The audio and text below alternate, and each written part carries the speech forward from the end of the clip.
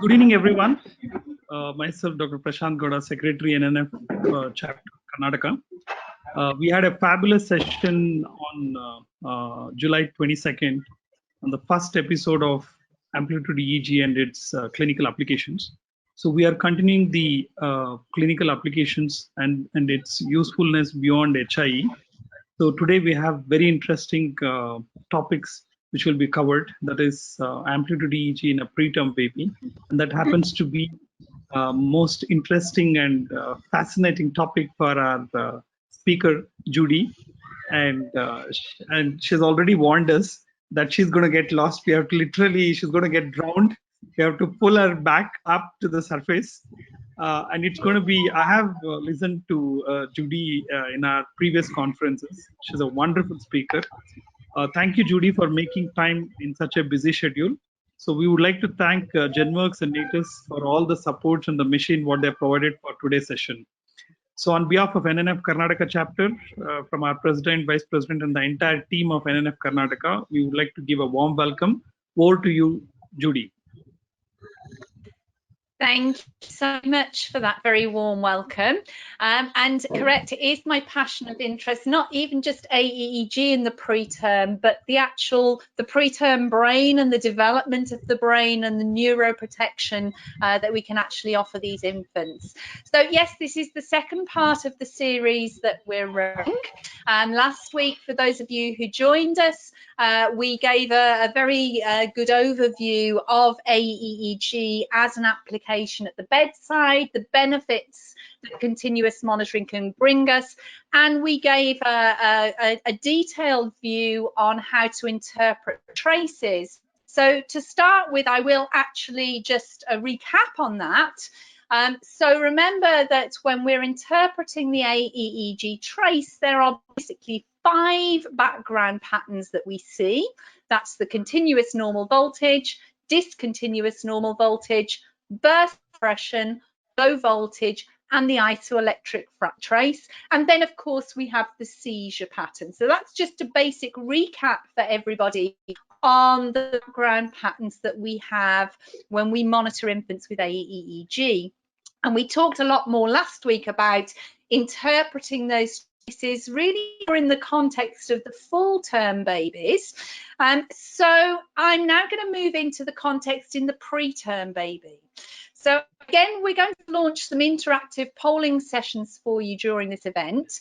And my first question to you will be, which essential components of the AEEG trace interpretation do you think it would be relevant when we're interpreting the preterm AEEG? So I'm launching that poll, and hopefully you guys who are there as participants can see that poll, and you should be able to vote. So if anybody wants to put their votes in, what do you think would be the most essential element when we're interpreting the preterm AEG? Is it to describe the background pattern? Is it to describe the cyclicity and sleep-wake cycling? Is it to describe seizure activity? Or is it all of those things that we should think about in the preterm AEEG? So for the sake of time, a lot of people have voted. I'm going to close that poll. I'll share those results with you. And yeah, 80% of you said all of the above, and that would for me be the correct result, and I'll explain why as we move through. So when we're interpreting or assessing recording and the AEG interpretation in preterms, it's the same main steps that we use in the full-term baby. So we're looking at the pattern recognition. We're looking at the percentage of time we have those different patterns. We're looking at the maximum and the minimum amplitude. We're looking to see if the sleep-wake cycling and how mature that sleep-wake cycling is. And of course, we want to see if there's any signs of seizure activity.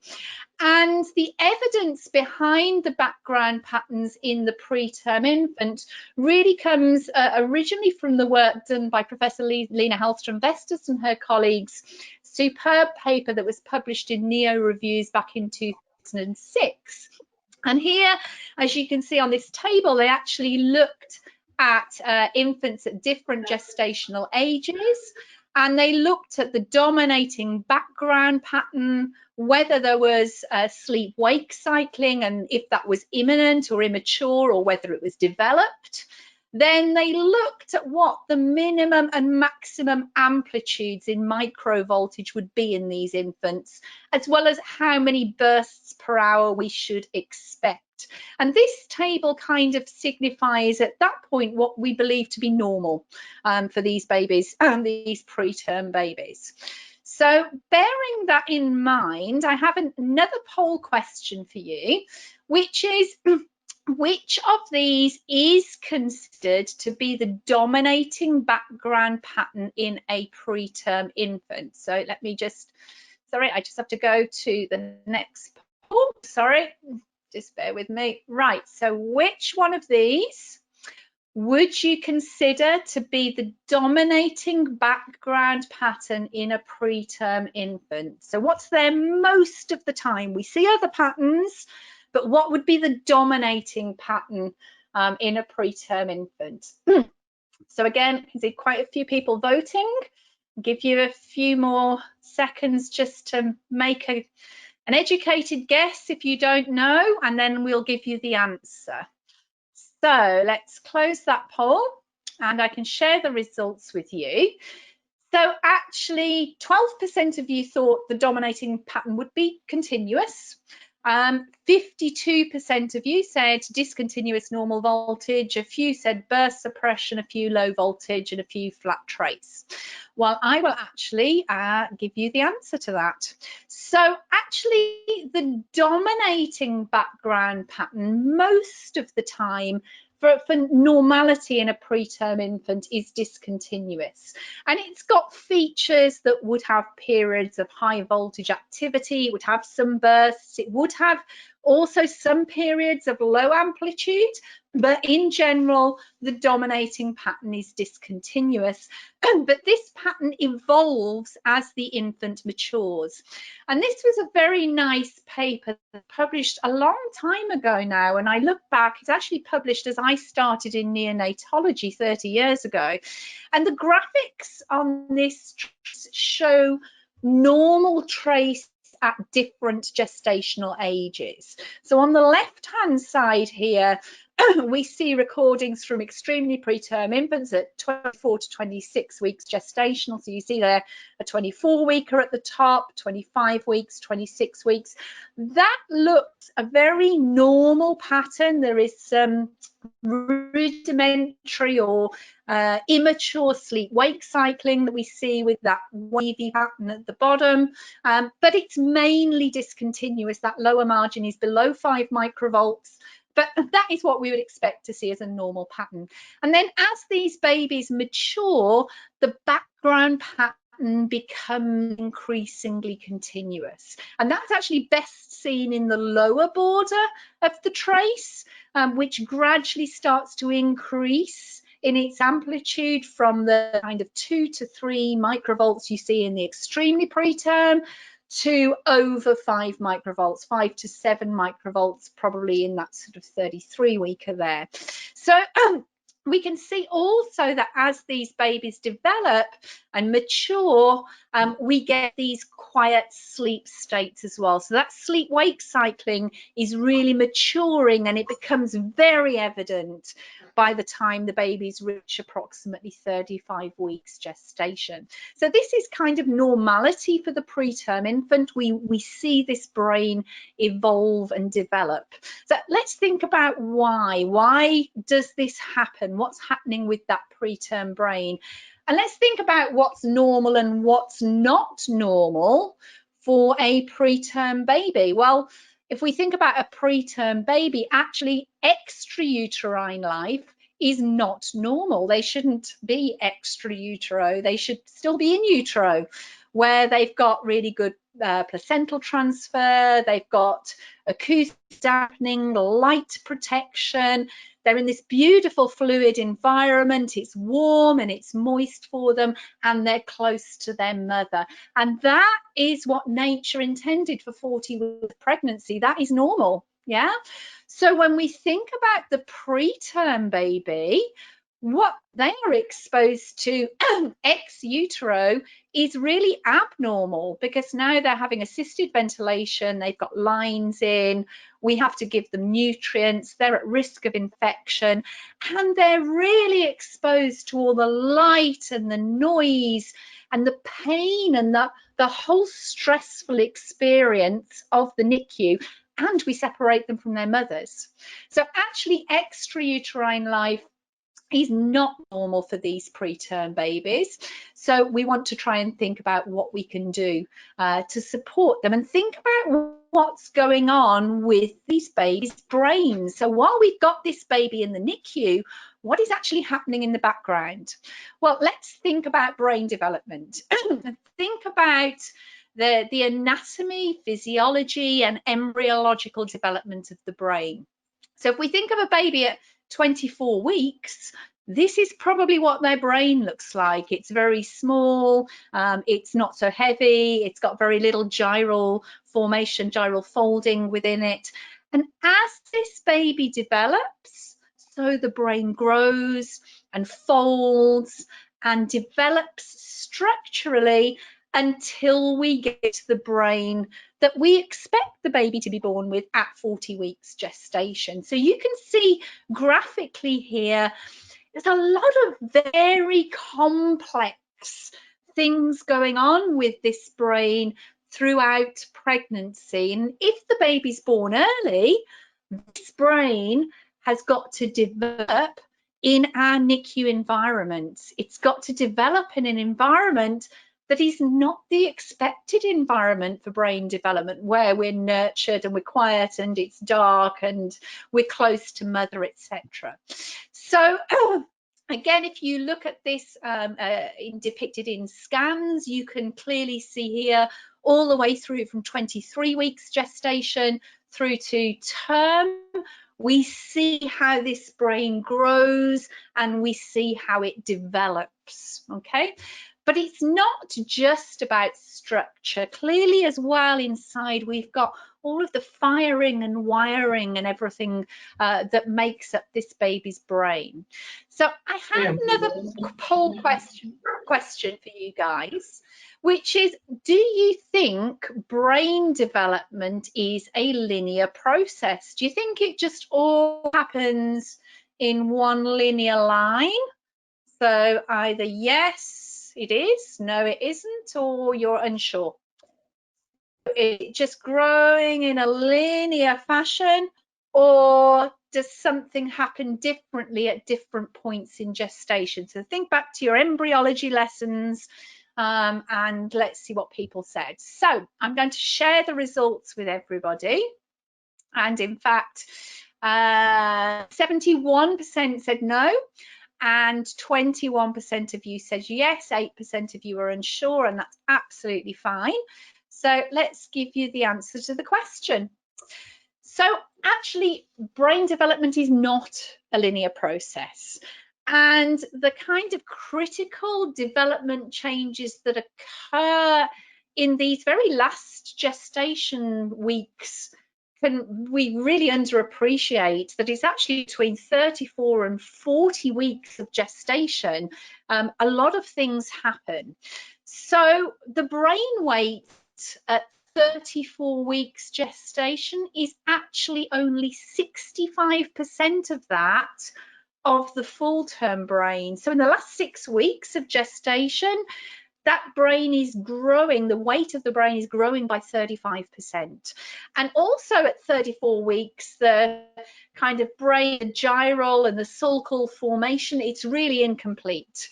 And that cortical volume, so you know, all of this cortical activity, this increases by 50% between 34 and 40 weeks gestation, and about 25% in total of the cerebellar development occurs during this time period. And I always like to point this out to people when we have these 34, 35, 36 weekers in our care, and we just think they're a small term baby. Okay, yes, they're small, but they are not a term baby by any means in terms of their brain and their brain function.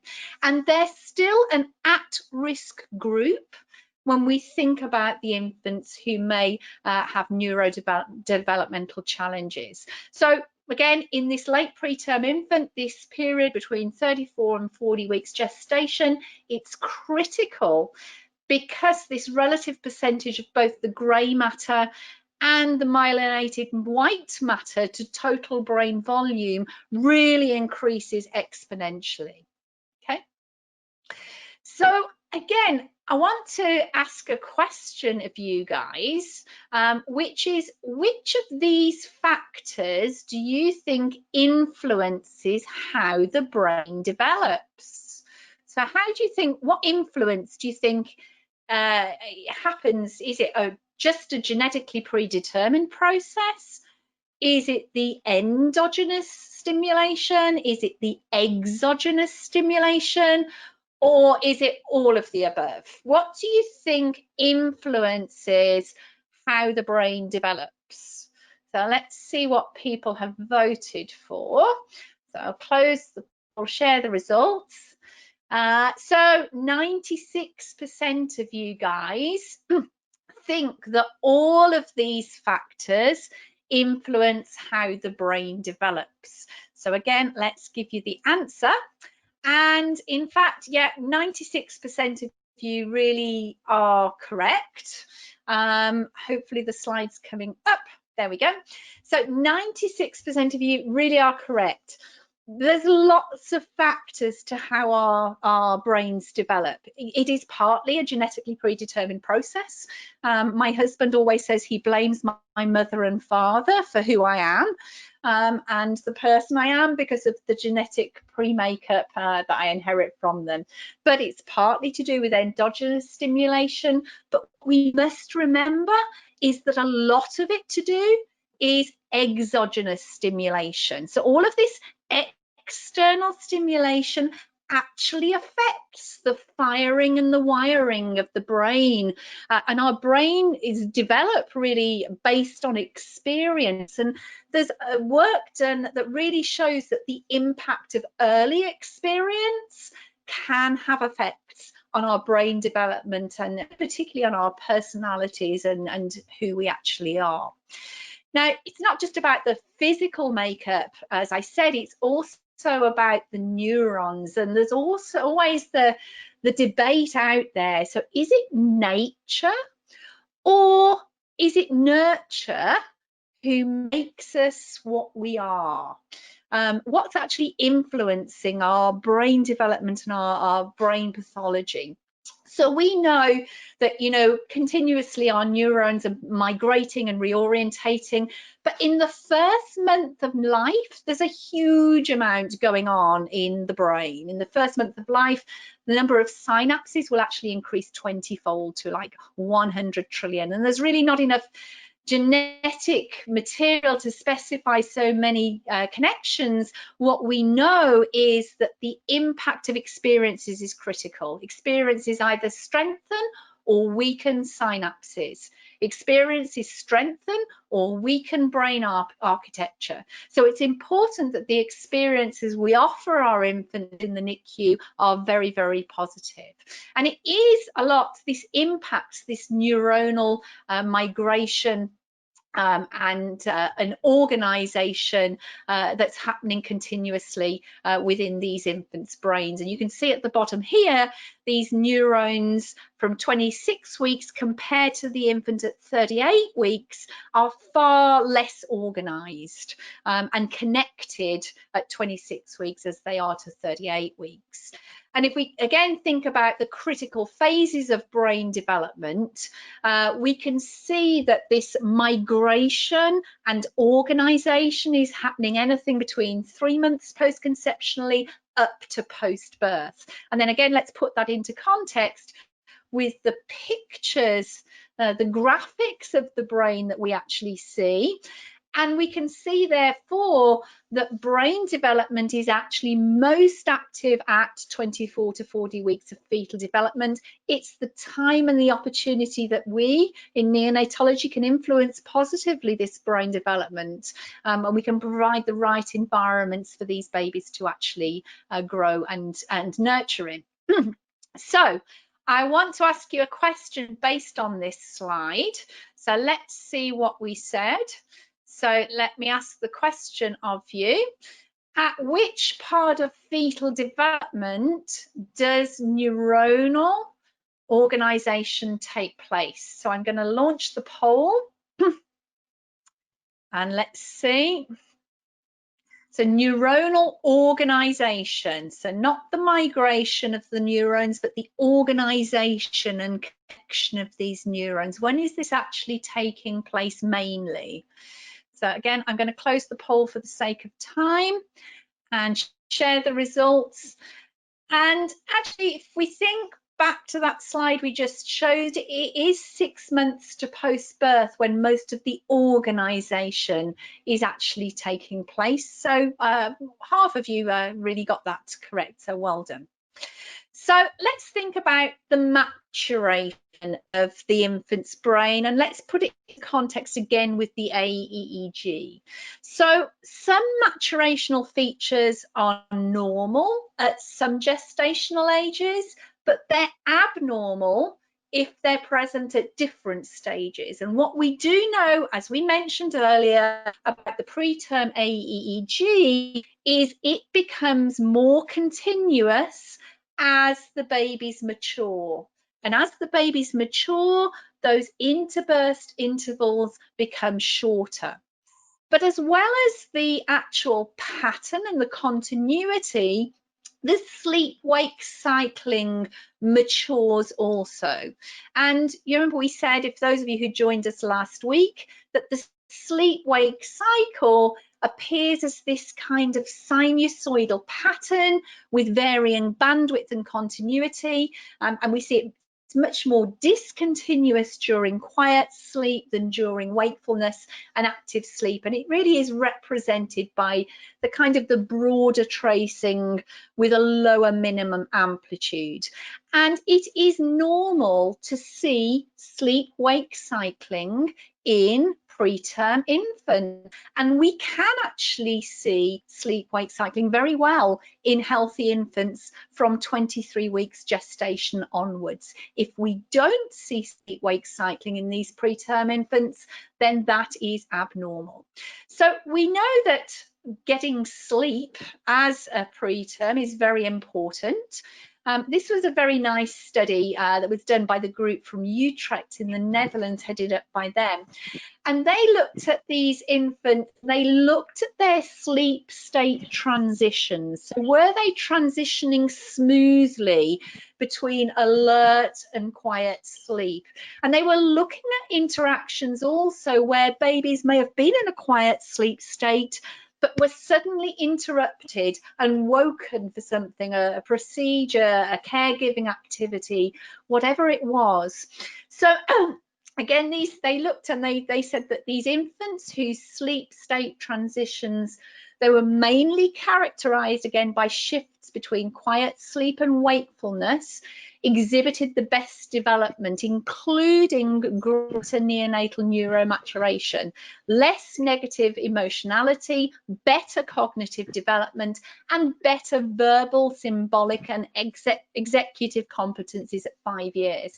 And that was in comparison to infants who cycled mainly between very high states of arousal, lots of active sleep, cried a lot, and had very short periods between their active and quiet sleep. They showed poorer outcomes. And again, this comes back to the environments and the caregiving that we offer these infants to try to protect this quiet sleep as much as possible. And of course, with the AEEG, we can see when these infants are in a quiet sleep state, and we can hope to protect them at that point in time. Now, the other thing that is interesting is extrauterine versus intrauterine maturation.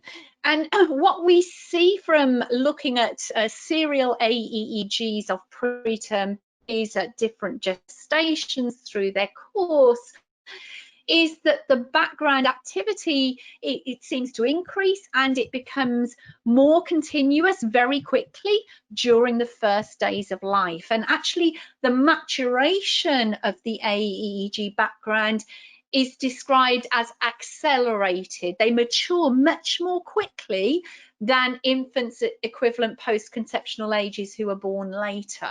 So there's clearly some influence, again, possibly the exogenous stimulation that is causing this maturation of the preterm brain. Now, there are other things that can influence the AEEG in the preterm infant. So this is another poll question I want to ask everybody in the audience. What do you think can influence the AEEG in the preterm infant? Do you think it could be medications, cardiac output, carbon dioxide, hypoglycemia, infection? And you can vote for as many of these as you want to. Lots of people voting for lots of things on the screen. So yeah, I'll give you just a couple more seconds to answer that question. Very interesting. Okay. For the sake of time, again, you're going to have to be quick on these polls because we're short of time, a lot to get through. Pretty much there was long bars across everything. So 73% of you think medications, 50% cardiac output, 64% carbon dioxide, 71% said hypoglycemia, 64% said infection and sepsis. So let's go through some of these just a little bit more. And in fact, yes, that there can be very acute AEEG responses to various conditions in sick preterm infants. So it can be asphyxia, intraventricular hemorrhages, hypotension, absolutely, post-hemorrhagic ventricular dilatation, pneumothorax, hypoglycemia, medications. All of these things can lead to very acute changes in the background pattern, and I'm going to show you an example of that.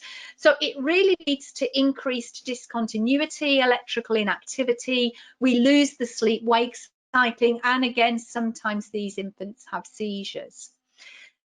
Excuse me.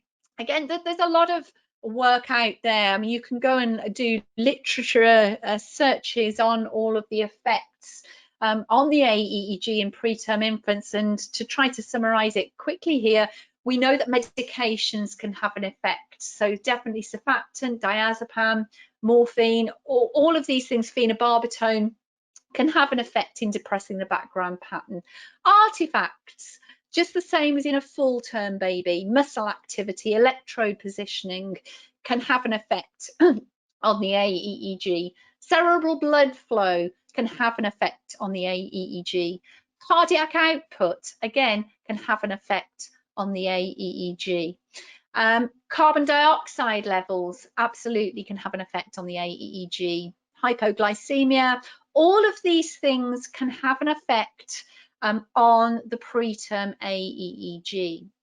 And this is an example here of an infant with a profound pulmonary hemorrhage. So here on the left, you see the a profound apnea just in the middle of this slide here, and I don't know whether my mouse will show up here, but this profound effect with this baby having a really profound apnea with pulmonary hemorrhage is absolutely affecting brain function. And then again, the same on the right-hand side here. This is the effect of giving surfactant. Again, it's having a profound effect, really dampening the cerebral function of these infants immediately after giving surfactant. So yes, we see acute changes in the AEEG background. They're very powerful, but remember again, they are non-specific markers of brain dysfunction. So we see this increased discontinuity, we see the amplitude depression, we may see seizure activity, and we lose the sleep-wake cycling. but it could be due to any one of those things we've just discussed. It could be cardiac output, it could be medications. There's many things that could be hypercarbia. It's our job to recognise that there has been a change in brain function and then to investigate what has caused that change. So what's the blood pressure? What medications have we given? Let's do a blood gas. Let's check the blood sugar. Has the baby had a bleed? All of these things we can start thinking about the minute we see this very acute change in the AEEG background. And often we can see this change in the AEEG before we see other changes in physiological parameters. So again, there's been work looked at the AEEG and mean arterial blood pressure in preterm infants. So certainly in most of the studies, what's been shown is that there is a correlation between the continuity of the AEEG and the mean arterial blood pressure.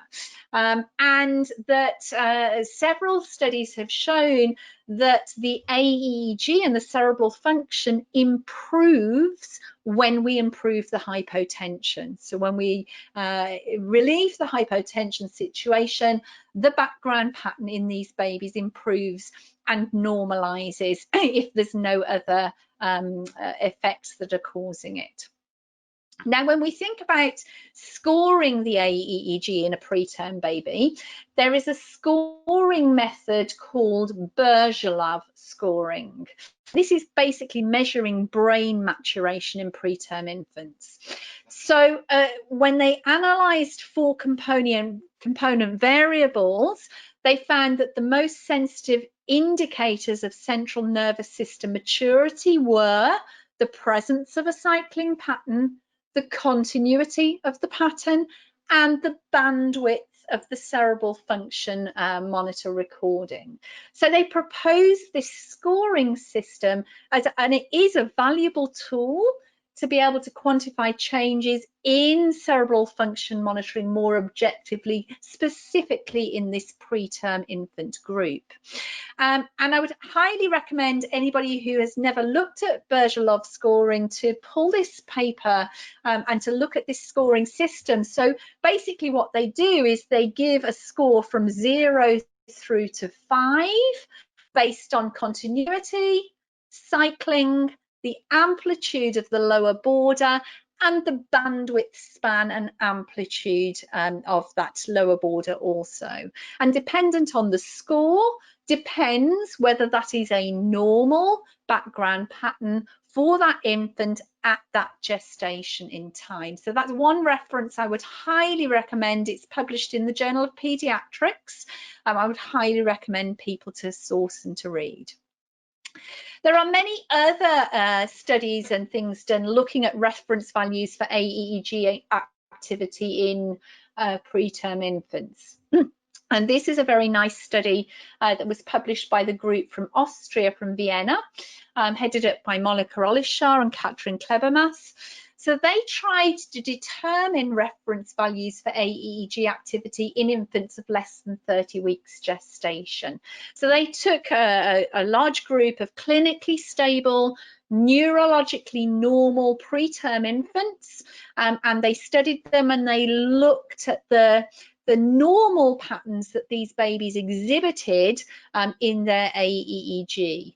And they again found that there is a correlation between the gestational age and the relative duration of continuous AEEG activity. What they actually observed in this paper is that you often see 3 types of AEEG patterns. And this is an example taken from a baby who was 28 plus weeks. And they looked at this baby's pattern and made the assumption this was normal for this 28-weeker, but within this time period, we could see there was periods where there was some birth suppression, there was some periods where it was continuous, and then there was the periods of discontinuity. So it appeared normal that babies would display different elements of the background pattern, despite the fact that the dominating background activity is generally discontinuous, certainly in the 28 weekers and above. And what this group did very nicely is they created standard values. They looked at the kind of medium percentage of time that these infants would display these kind of background patterns. So you can see from this table here that the more mature in gestation the infant becomes, the less birth suppression they have, and the more discontinuous and more continuous patterns that they have in their background patterns. So a very nice paper, again, a very highly recommended paper to read. This was a study that was done, and it really took infants all the way from the preterm group to about 3.5 months of age. And again, they showed that the amplitude of the AEEG rises with increasing postmenstrual age during these early infancy days, especially after the neonatal period. And they managed to kind of pull out some normative data on this.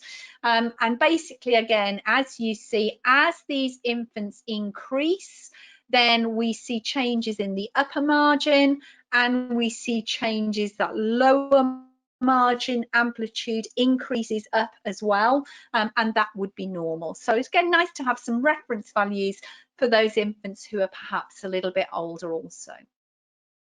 So another question for the audience. This is a poll question. I want you to tell me which one of these statements you think is true. So what do you think is true? If you're less mature, then you have more discontinuous activity? Or if you're less mature, do you have more continuous activity? If you're more mature, do you have more discontinuous activity? And if you're more mature, do you have undeveloped sleep-wake cycles? What do you guys think is the true statement here? Again, a lot of people have voted, so I'm probably going to close the poll and share the results.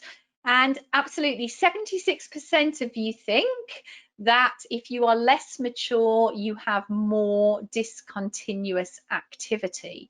So let's just clarify that statement. Absolutely. So definitely less mature means more discontinuous activity, and it means the beginning of the cyclic variations. If you're more mature, then it means you have more continuous activity with a much clearer developed sleep-wake cycling effect.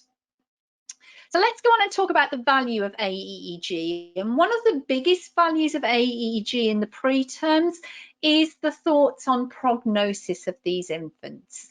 Now, this again was a study done by the group in Vienna, in Austria. They're big researchers into the preterm group. So this was a study in which 143 preterm babies were looked at. They had an AEEG within the first 2 weeks of life, and then they measured their outcome at 3 years of age using Bailey assessment. So what they could see here, so they basically scored the AEEG according to the background pattern, according to the appearance of sleep-wake cycling, and according to the occurrence of seizure activity. And the AEEG was actually significantly associated with outcomes at 3 years. And so basically, if you had a normal AEEG, you were much more likely to have a normal outcome at 3 years. If you had existing sleep-wake cycling, you were much more likely to have a normal outcome at 3 years of age. And what they actually found was that the AEEG in the second postnatal week had a sensitivity of 83% and a specificity of 98% for later outcome. And they showed that AEEG has good predictive value for the later outcomes in these preterm infants, and it really can be used as an early prognostic tool. And if we think about what do we use today, what do we do today when we're thinking about the prognosis on these infants? Well, we probably do cranial ultrasound scanning. It's what we do on most babies. We look at the morphology, we look at the picture of the brain, but we don't think about the function. And they also compared cranial ultrasound in this study. And again, what they showed overall in terms of prognostic value, specificity of 98% and sensitivity of 61% with a PPV of 96% versus cranial ultrasound, which only demonstrated a specificity of 87% and a similar sensitivity. So what they actually showed here in this study was that AEEG was more specific than cranial ultrasound scans alone in determining the prognostic outcomes of these infants. So again, lots more studies have been done looking at the AEEG predicting the outcome in these preterm infants. This study looked at the Bergilov classification of AEEG and graded the abnormal AEEG recording within the first 72 hours of birth. And they found that if it was abnormal within the first 72 hours of birth, it was significantly associated with poorer outcomes. And that includes cerebral palsy, developmental delay, etc. in preterm infants at 18 months corrected age. And the severely abnormal AEEG recordings within 72 hours after birth, so within those first 3 days, can predict white matter damage and long-term poor outcomes in these very preterm infants. And so therefore, again, they determined that AEEG can be used as an early prognostic tool to monitor very preterm infants. Again, another study, early AEEG is a predictor of brain injury in low birth weight infants, and basically their conclusion was that early AEEG that showed moderate or severe abnormalities is associated with severe structural lesions that are then obviously detected in image studies, and it should be considered as an auxiliary screening tool for the detection of neonatal brain injuries in very low birth weight infants. This study looked nicely at the relationship between AEEG function and MRI structure, and I mentioned a little bit earlier about we should be looking at morphology or structure and function at the same time. So in this study, again, they supported a very clear relationship between early activity and brain growth processes. So again, they stated that AEEG monitoring in the first 72 hours of life and obviously an MRI for looking at the structure can be used to identify preterm infants who are going to be at high risk for neurodevelopmental impairment. Again, briefly go through these. These are all really saying the same thing to us. This one actually looked at feasibility in terms of AEEG also, and they claimed in their conclusion that the AEEG, it's feasible in premature infants, and when we collect that data at 1 week of life and we combine it with those early head ultrasounds, the sensitivity for detecting adverse outcomes was actually increased because we've got the morphology and the function. And again, similar sort of thing here. This study, again, looked at Bergilov scoring, and they looked at the measures of cyclicity in the AEEG in the first 6 weeks of life, and they demonstrated associations that were known to predict adverse neurodevelopmental outcomes by looking at those elements of the AEEG. So I am going to launch another poll question for you guys. So do you think AEEG can add additional value when considering prognosis in the preterm infant? Given the evidence we've just looked at, do you think, yes, it can give you additional value? No, you don't think it gives additional value, or are you still unsure? And that's fine to still be unsure. So I will close the poll. I hope our panel are watching this poll answer. So, okay, panelists, 98% of our audience do think that AEEG can add additional value when considering prognosis in the preterm infant. Nobody said no.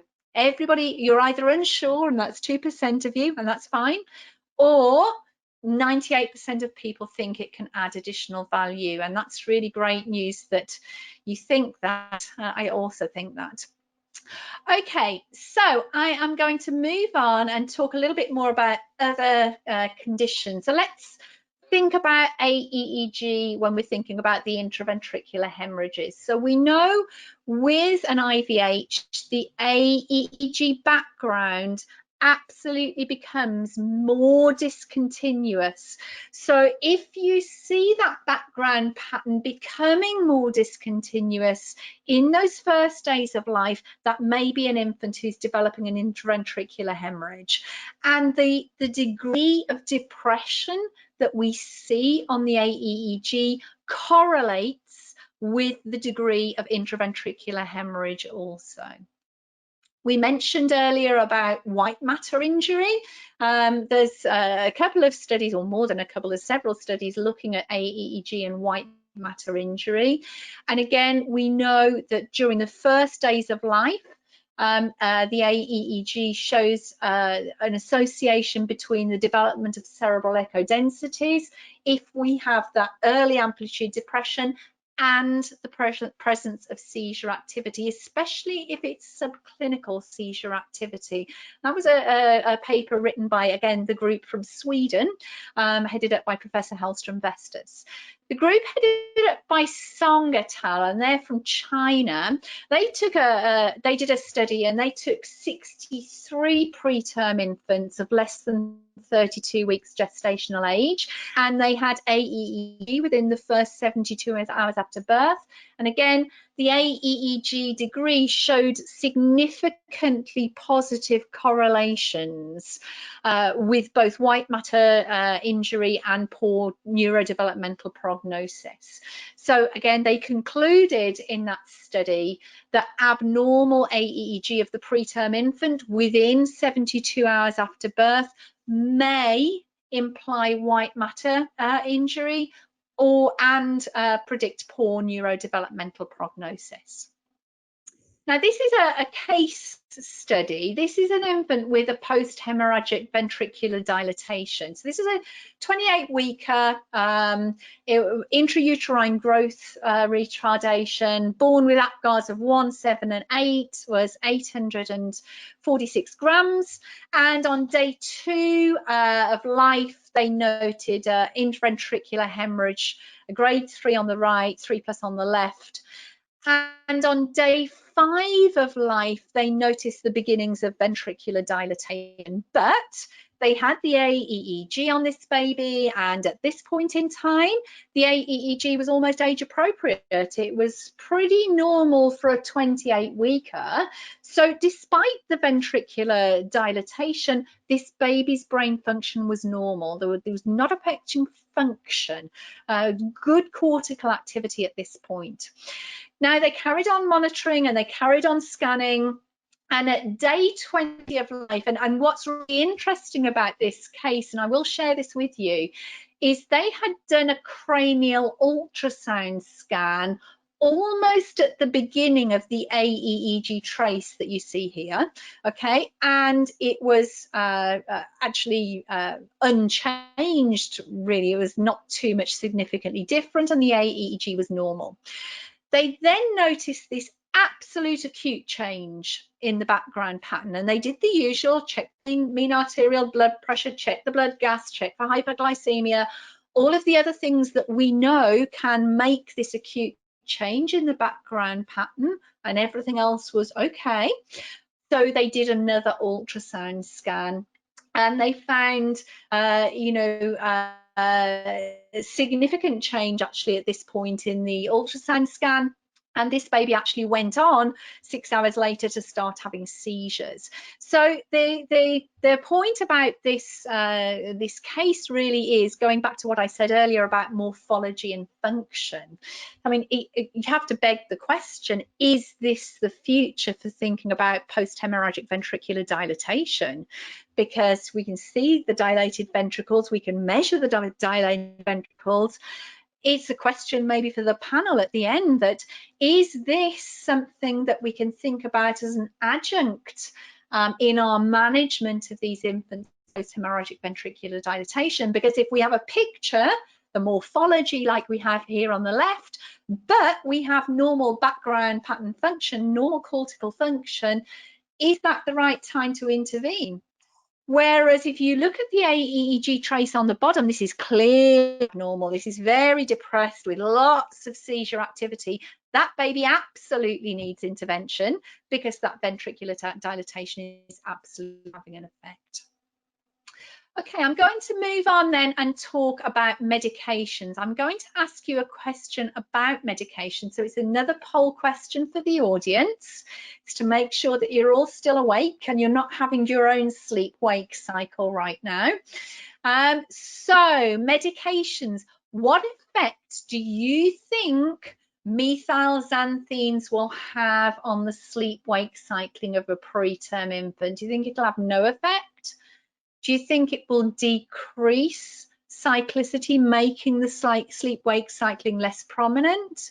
Do you think it will increase cyclicity, making sleep-wake cycling more prominent? So again, I can see, so think about methylxanthines, think about that group of medications, think about what we aim to do with methylxanthines, and let's see what you guys all said. So I'm going to close the poll, share those results with you. So I can tell you 41% of you think that it will decrease cyclicity. So we're going to load them with caffeine and we're going to decrease cyclicity and make sleep-wake cycling less prominent. But 56% of you think that it will increase cyclicity and make sleep-wake cycling more prominent. So let's go on and take a look at the influence of medications. So with medications, we know that the AEEG background can be suppressed by lots of different medications, things like diazepam, midazolam, surfactant we mentioned earlier, phenobarbital, morphine, sufentanil. All of these things can suppress the background pattern, but in contrast, methylxanthines actually increase electrocortical activity in preterm infants, and they can make that sleep-wake cycling more prominent. It's just very important to think about every time we look at the AEEG of a preterm infant, anything else that might be influencing it. Have I given medication? Is there other morphology going on here? What is influencing that background pattern? And this is a nice example of an infant who was just the effect of 5 milligrams per kilo of phenobarbital. So it was clearly not a normal background pattern in the first place. But look here, look in the center here. This is when the phenobarbital was given. Look at the effect it's had. It's absolutely flattened that background pattern. Okay, so sedation in any form and things like phenobarbital really can have an effect on the background pattern. And this was a really nice case that was shared with me by one of our key opinion leaders in Europe, and it was looking again at the surveillance of sedation, and the top AEEG trace is different to the bottom AEEG trace. So if you look at the top trace, that was a baby who was already probably in a burst suppression plus phase, but gave medication in the center, and there was some degree of depression, and it recovered and they went back to their previous tracing. Now look at the second one. This is a baby who actually had continuous normal background activity. This baby at the beginning of his trace had continuous normal background activity, and he was given sedation, and it absolutely flattened him down for quite some period of time, well over an hour, until that trace gradually started returning to normal. And excuse me, I often use this as an example when we're thinking about giving sedative medications, that, you know, nurses are very keen to come forwards and say, this baby's very agitated, we need sedation for the baby. So very keen nurses to hold up hands and say the baby needs sedation. But I don't think as yet I've ever met a neonatal nurse who's told me I've over-sedated the baby, because nurses like sleeping babies. So it's actually quite good to be able to measure and survey the amount of sedation we've given to check that we're not actually overdoing it and really flattening these background patterns down. Now I want to move on just a little bit. We just talked about phenobarbital, so I want to ask you a couple of questions about seizures in preterm infants. So do you think it's more difficult to identify seizures in preterm infants or not? You think it's more challenging in the preterm infant? Do you think you're quite good at it? You don't think it's any different to the full-term infant? So again, quite a lot of results coming in. I'll close the poll. I'll share those results with everybody. So actually 86% of you think it is more difficult to identify seizures in preterm infants. And, you know, after 30 years in neonatology, I'm one of that group. I do think it's more difficult because these preterm infants have these kind of twitching kind of movements that are normal for them. They're not seizures. Okay, so that kind of then is going to lead me into my next question. We think it's more difficult to identify seizures, but we're not monitoring them continuously. Okay, so my next question to you, if you think it's more difficult to identify them, are you afraid of over-treating seizures in preterm infants? If you're performing AEEG, do you think you will over-treat these babies? Oops, let me launch that poll. Sorry, it's not launching for me. Come on. Okay, that's launch now for everybody. Oops. No, for some reason, guys, that poll, oh, hang on, maybe it is. No, sorry, guys, that poll's not working, but don't worry. It's often a question, you know, we have discussions, or if we're monitoring with the AEG, are we going to over-treat these babies in terms of their seizures? Should we treat all of the seizures in preterm babies or not? Should we only treat the clinical seizures versus the subclinical seizures? And, you know, I think the jury is still out on this a little bit, and you get different reactions and from around the world when we think about this. But this is an example. This was an AEEG, and you see in the center here where that red arrow is, this was a seizure in a 26-week gestation infant. And actually this was a subclinical seizure. This was a baby, he actually had a grade 4 intraventricular hemorrhage on ultrasound, mechanically ventilated, sedated, got a continuous infusion of morphine on board actually, which is probably why that background pattern is also slightly depressed. And as you see here, this baby developed this short seizure, and it's seen in the AEEG traces, that very abrupt and transient rise in the lower margin and a spike up at the top. And you can see at the bottom also the raw EEG. So what we know about seizures on the AEEG in preterm babies, we can identify them in the same way as we can full-term infants.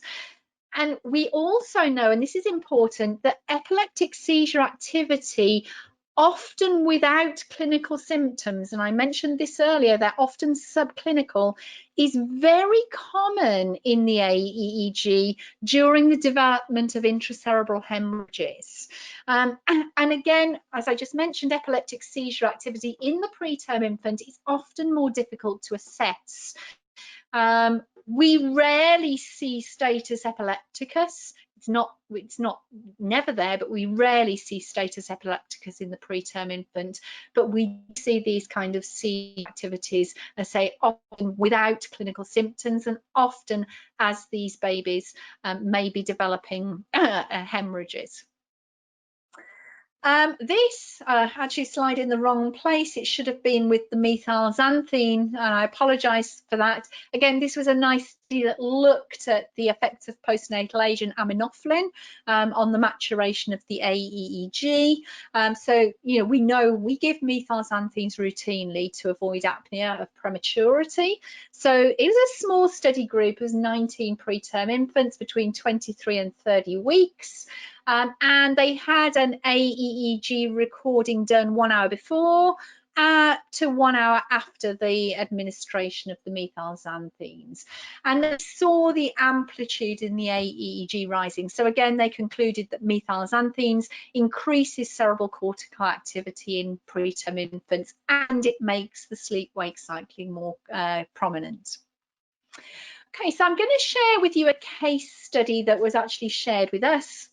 And it really, again, this was really looking at trying to identify seizures in these newborns, in these preterm neonates with severe intracranial hemorrhages. So just to give you the demographics here, this was a 25-weeker.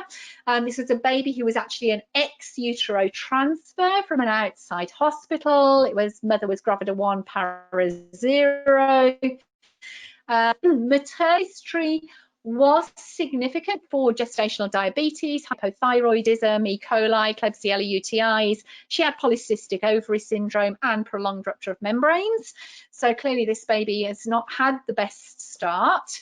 They didn't know her group B strep status at that point in time, but she received ampicillin, betamethasone, mag sulfate prior to delivery, and they delivered this baby by a cesarean section because of breech presentation. The baby was delivered with 600 grams, female baby, floppy and apneic at birth, required intubation, had APGARs of 1 and 7 at 1 minute and 5 minutes respectively, was neutropenic, had DIC. Again, the baby got ampicillin and gentamicin, FFP, cryoprecipitate, and they transferred the baby to the level 3 hospital. And what they did their cranial ultrasound on day 1 of life and day 5 of life, and there was no intraventricular hemorrhage. However, after the cranial ultrasound scan on day 5, the baby had a severe bradycardic event that was associated with hypotension. She developed metabolic acidosis and thrombocytopenia. So they repeated the head ultrasound the next day, and it demonstrated a left intraventricular hemorrhage, distending the ventricle, and they also demonstrated a right intraventricular and parenchymal hemorrhage. So they actually did some AEEG monitoring on this baby, and this is what the AEEG showed. So I want you to look very carefully at this AEEG trace, because I'm going to ask you what you think you can see here in terms of background patterns and potential seizures. So look very carefully at it, and I'm going to ask you, what do you think this shows? Does it show continuous voltage, discontinuous normal voltage?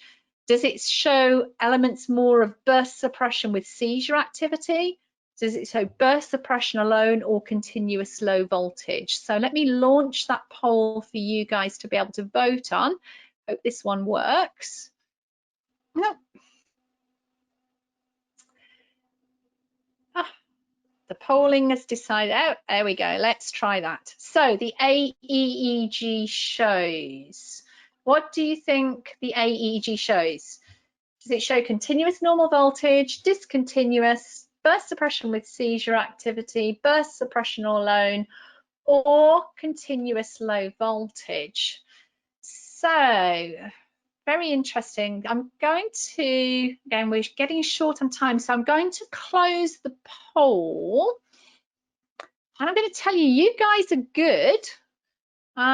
So 50% of you thought that you saw burst suppression with seizure activity. So let's go on and look what we found. Now, for those of you who know the Olympic Brains monitor well, you know that there is a seizure detection algorithm within the monitor. And the seizure detection algorithm marks the top of the trace here with orange markings, okay? So you can see the orange markings hopefully above the AEEG trace there. So actually the recognized seizure detection algorithm marked numerous sections of the raw EEG and the AEEG, even though there were no clinical seizures seen. These were all subclinical seizures, and they clearly consulted neurology. They did a full montage conventional EEG, and again, that conventional EEG was abnormal with left temporal positive sharp waves and repetitive sharp waves in the occipital and central regions that actually eventually evolved into electrographic seizures, again without clinical correlate. So the discussion that came out of that case study, and this was the discussion from those clinicians, it's from the United States, they said that AEEG detection of suspected seizures is often based on the classic findings of the elevations in upper and lower margins of the compressed AEEG trace, and that this case really highlighted two important points to them. Firstly, it represented this clinical scenario where the seizure detection software identified repeated episodes of low voltage rhythmic activity where there was really very little elevation in the upper and lower margins. You couldn't really see it on the AEEG, but it was visible in the raw EEG, and the seizure detection software actually captured that. It was very quickly identified. And it's partly because these seizures were actually very low amplitude, and the background activity was at that point before the seizures discontinuous, didn't cause an elevation in the upper and lower margins. Secondly, this case really provided confirmation that monitoring for seizures in neonates with severe intracranial hemorrhages is useful, because over 50% of the seizures are subclinical or they're really not associated with overt physical signs. And early recognition of seizure activity, it's important because the prompt treatment of seizures may reduce brain injury and improve the neurodevelopmental outcomes. So I just want to kind of finish off here by sharing with you a sample protocol of monitoring AEEG in preterm infants. So a sample protocol could look something like this, that you might want to monitor all your infants between 23 and 34 weeks gestation. You might not want to do it continuous. Maybe you're going to do serial AEEG recordings on a weekly basis, unless there is pathology that you really want to look at. We often avoid needle electrodes in the extremely preterm infants because of the underdeveloped layers of the skin. Obviously, qualified practitioners need to interpret the trace and use the information in conjunction with the cranial ultrasound scans and the MRI findings. We never use AEEG alone. It's part of our toolkit. It's something that we use as an adjunct to our clinical examinations and our scans. We do have to take care to analyse the data based on other influencing factors. So we have to think about medications or physiological parameters like a drop in mean arterial blood pressure. We should interpret the AEEG based on gestational age and the normal expectation of that background pattern, and we should report on those traces. As we mentioned last week, they must form part of the medical record and be identified with patient details. So to conclude, I think I would like to conclude by saying AEEG, it is feasible and it is useful in preterm infants. It really can give us excellent information on both short and long-term changes in brain activity. We now have the normative data in AEEG for preterm infants. It's very well described. We know that brain injury is associated with depression, with seizures, and with loss of cyclicity. We also know there are several medications that are associated with transient AEG depression. We have to bear that in mind. Again, always remember that there are physiological factors, blood pressure, carbon dioxide, glucose, etc., that can influence AEG. It's very useful for the detection of seizures, well, especially the electric only seizures, and it can help us in the timing of interventions, like we mentioned earlier, things like ventricular taps in the post-hemorrhagic ventricular dilatation infants. Again, if you want to learn more, there is a wealth of information that is available on the Neonatal Care Academy. There are 2 excellent courses. One from, well, she's now Professor Katrin Klebermas from Vienna on AEG in preterm infants, and another from Dr. Purva Deshpande from Canada. Superb courses on AEG preterm infant. So on that note, you guys will be glad to know that I finished. And I'm going to hand over now to our excellent panel, who are going to, Dr. Prashant, I'm going to make you the presenter. Yeah. There you go. You should be able to share your screen. And I thank you all for your time. I apologise I have to leave the panel discussion, but I'm very much looking forward to being with everybody next week to go through some really good case studies. Tell her to send all the questions to me. Yep. Thank you, Judy. Wonderful presentation, and that's why, you know, we've been getting extremely good feedback because of the wonderful presentation. Thank you very much, and we understand. Thank you very much for yeah. So from here on, our panelist will take over. Thank you, Judy. Carry on. Thanks for wonderful. Okay, thank you, everybody. Thank you. Bye bye. Bye bye. Judy, excellent talk. Yeah. Yeah, I think we'll move on to the discussion with our panelist. So this has been the most sought after. Last first session when we did on July 22nd, I got huge, great feedback from all the attendees. So this is going to be a mix of the theory plus the practical demonstration will happen. So we have got wonderful panelists.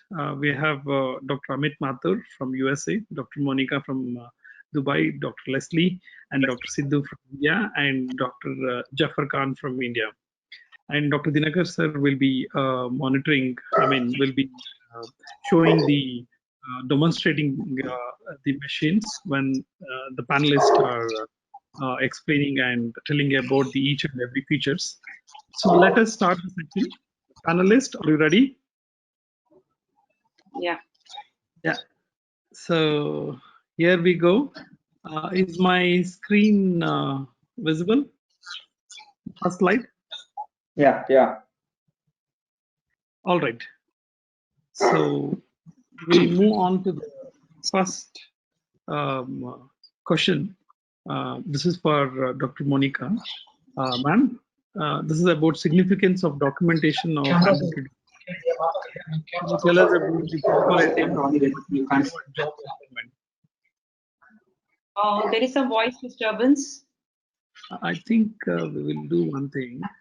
This is for the presenter. No. One second. Yeah, Anviti, if anybody has disturbance, kindly mute yourself because only the panelist microphone is on. So okay, that sure. okay. Everyone else in the panel can go on mute unless and until it's your turn to talk. I think that will be better.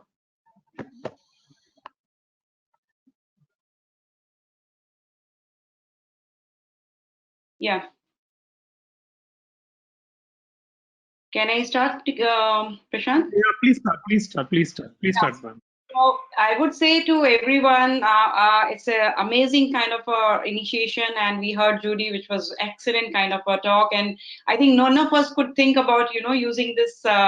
Most of us at the preterm also, this is a good modality.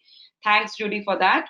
And regarding the documentation, I would say that anybody who is presenting, who is working in an NICU or any intensive care unit should have their protocols in hand for whatever they are doing, whether it is a small procedure like putting a cannula or doing a bigger thing, putting a long line or putting on a ventilator. So we have in place all the protocols, and they are very, very essential. So when because you are some of you are using going to use AEG as the first time, so you must know the way you are going to put your protocols in. So that's why it's important here. So I would start from the equipment selection, because that's the first thing you're going to do. And I would say that whatever, first of all, is available and everyone is used to it, should select such kind of an equipment which is user friendly. But at the same time, you have to see certain specifications what you are going to be looking for when you are going to look for a kind of equipment. So the equipment should be taking two panels at least, and then there should be EEG and AEG both running simultaneously, because sometimes we have to go back to validate ourselves to look at the EEG as well. And then there should be an ECG, which should also, your equipment should have that facility, so that sometimes you have artifacts with the ECG and how to know until unless it's running by the side. And then the other things what you should be looking for is that there should be an algorithm of seizure detection and algorithm of background classification detection. Plus, there should be a grayscaling availability. So just look at those and then put it in your place. And then comes, once you have an equipment, you have a thing, then you will, first thing what you will do is sensor application. So who will apply the sensor? Now, this cannot be like, okay, this is the only job of a nurse, so I'm not the one who's responsible. That should not happen. But at the same time, because sometimes, you know what happens, which is easy thing to do, if as a doctor we are not doing, we don't know. So, you know, you should, the people who are going to do it should be have training, whosoever is going to apply, whether it is a doctor or a nurse or a technician who's going to apply. So that thing should be well written, and it should be in the privilege that this is privilege given to them. And when they will apply, as soon as you decide that, you know, you are going to put this baby on an EEG, you will apply immediately. So whether it is an HI, it's a depressed baby who is requiring baguette mask or ventilation, or who has got a low score, Apgar score, whose pH is low, who is scissoring, if a baby who is preterm, who has got IVH, you know, or it is an inborn error of metabolism or some meningitis who are having seizures. So whosoever, the moment you think there is a problem, just apply it same time. And which sensors will you use? So usually in our unit, we are not using the needle sensors. We are using for all the babies gel sensors, especially for a preterm. It becomes very much needed that you should use a gel sensor, because you know the skin is so fragile and thing. But if you want to use AEG for a longer period, then you should go for a needle sensor, because it will not get displaced easily. Otherwise, you know, with the gel sensors, you may have a problem of getting displayed now and then. Then assigning a role and job profile, doctors and the nurse role. So who will you monitor? So you can actually say, I would say that my nurse who is going to be 24 hours with the baby is the one who will be the most reliable one to monitor. And she should be trained to pick up at least very gross abnormalities, so that she can immediately pay attention to it and call the doctor to look at it. And at the same time, the doctor in house should also be intermittently looking at it, and the neonatologist at least should be going and every 6 hours reviewing this what's going on. And how long will you monitor? So this will depend on the condition with which you are going to put the baby on a AEG monitoring. So as we know, supposing most common condition is your HI. So when you are putting a baby of HI and you have decided you are going to cool the baby, so you will start from then. You will cool for 72 hours, and then after the cooling, then when rewarming is happening, you will count that in, and then 24 hours more. So usually 4 or 5 days, you will definitely going to put the AEG monitor. But having said that, if the baby is even all the babies will not improve 100%. So some of the babies would be still seizuring, some of them will be totally in an encephalopathic state. Then those babies you will continue to monitor for a longer period. If we have a premature babies, then you don't need to monitor so long, and also it's not good for the baby thing. So usually you will monitor the first 72 hours, which is the main time when your IVH is going to happen. And then you can go for, depending on the baby condition, weekly monitoring for 6 hours, you can do that. And if any baby who has seizures, so definitely till the time he is not seizure free, that is the time you will be actually monitoring this baby. So who will review again? The reviewing will be basically the responsibility of a neonatologist to definitely go and review, apart from the bedside nurse who's going to do it and the registrar who is going to do it. And if she tells, like, if I'm going like, okay, I will come every 6 hours to review, but if my nurse calls me and says, no, doctor, I feel there is something wrong, then I should review it more often. Then parent education, don't forget this, and I really believe in this, because I feel litigation and complaints happen because we are not educating our parents enough, and this should hold true for each and everything what we are doing to the baby. So this can happen in the form of pamphlets, which we all usually make to describe what is going to happen, but that's not enough. One-to-one eye contact and talking to them is important. Also, you can have a videos made of yourself explaining the procedure to the parents, and this can be done in a nicer way. And then documentation. So who will document? The nurse will document, and then the doctor will document, where they will document, how often they will document. So whenever you have any abnormality, definitely you're going to document, and at end of the day, you will document the whole thing. And I will leave it to the another panelist what exactly you're going to document, because it's a talk by itself, what you have to document. Thank you. Ma'am, so we'll move on to the next. Before moving on to the next, sir, can you show us in the machine if you can add few things, Dinakar sir? Yeah, Prashant, we will go to the next one. Then we'll show you next one. Okay. Yeah. So I request Amit sir, what should we document? Go to the next slide. So I think as Dr. Monica outlined, I think it's really critical to provide daily, at least daily documentation of what is going on with the baby, so that there's some continuity. If you're not working the next day and a person following you needs to know what the longitudinal course of the baby has been, you can actually read through. It's also important for medical legal purposes. I think it's becoming more and more important that we document what we are basing our decisions on. So in this nice picture that Dr. Dinakar has actually made, he has put 7 S's over here. So a short review of the history, which clearly you need to put down is in terms of your subjective review of the patient's story. So this is a 3-day-old with hypoxic ischemic encephalopathy, or a preterm baby at a certain gestational age, and what is going on in terms of an overnight event. It's important that when you review amplitude integrated EEG or any EEG, that you review the signal quality. So S for signal. So we need to make sure our impedance is below the 10 or 20 mark ohms, so that we can reliably interpret the signal.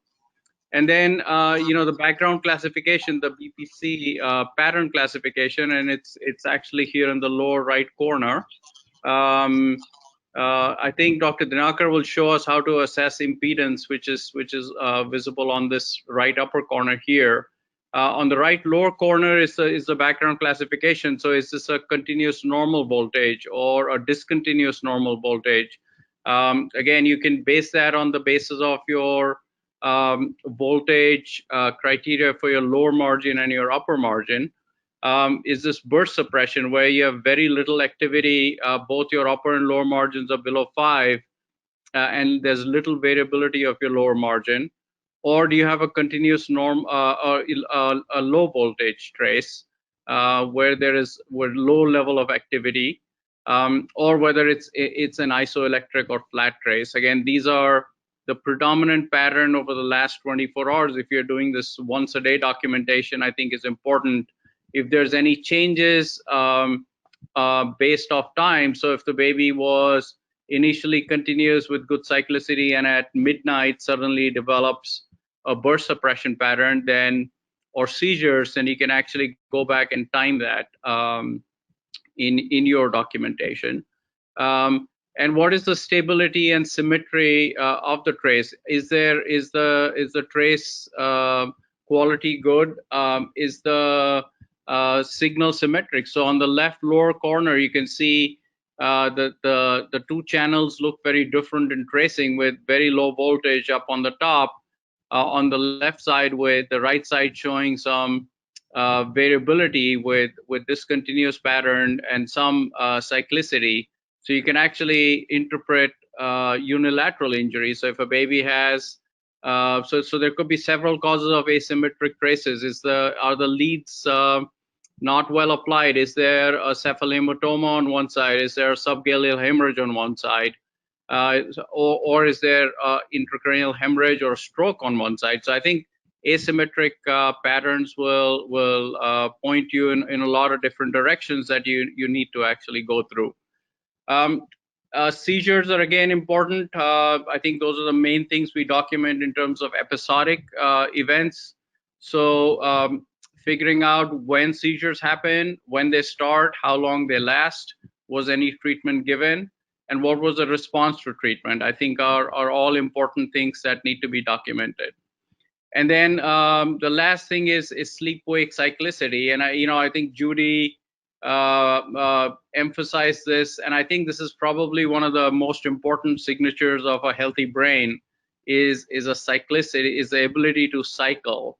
And you can see that in babies as early as 23, 24 weeks. The pattern looks different, but they do cycle. And I think there's a concept of spontaneous activity transients, which are inherent, almost like a rhythm in the brain that happens on a cyclical nature, and is thought to be representing connections as they're forming in a healthy brain. So I think as the brain is developing, the maturity of the sleep-wake cyclicity becomes more and more important.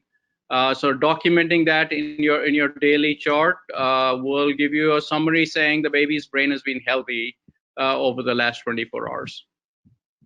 So that's those are the 7 S's that you can summarize your documentation in. And I guess Dr. Dinakar is going to show some.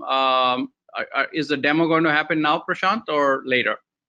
Yes, sir. Now, sir. No, sir. After every Okay. topic, we're going to do it now. Hello. It's muted. Yeah, unmuted. Yeah. Prashant, can you see this? 1 second, sir. The video. Just, Can you see the video? yes, sir. We can see. I'll just stop the presentation so that it's easy for you to. No. I want that presentation. I want Okay. that presentation. Whatever that 7 S's are there. Mm-hmm.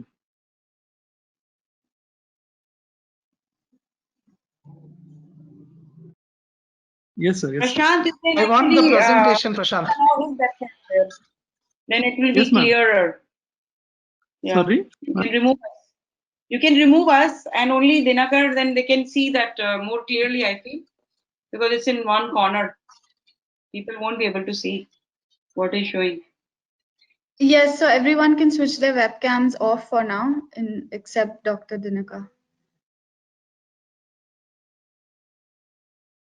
Prashant, you can switch your screen on. Is this Okay. fine now?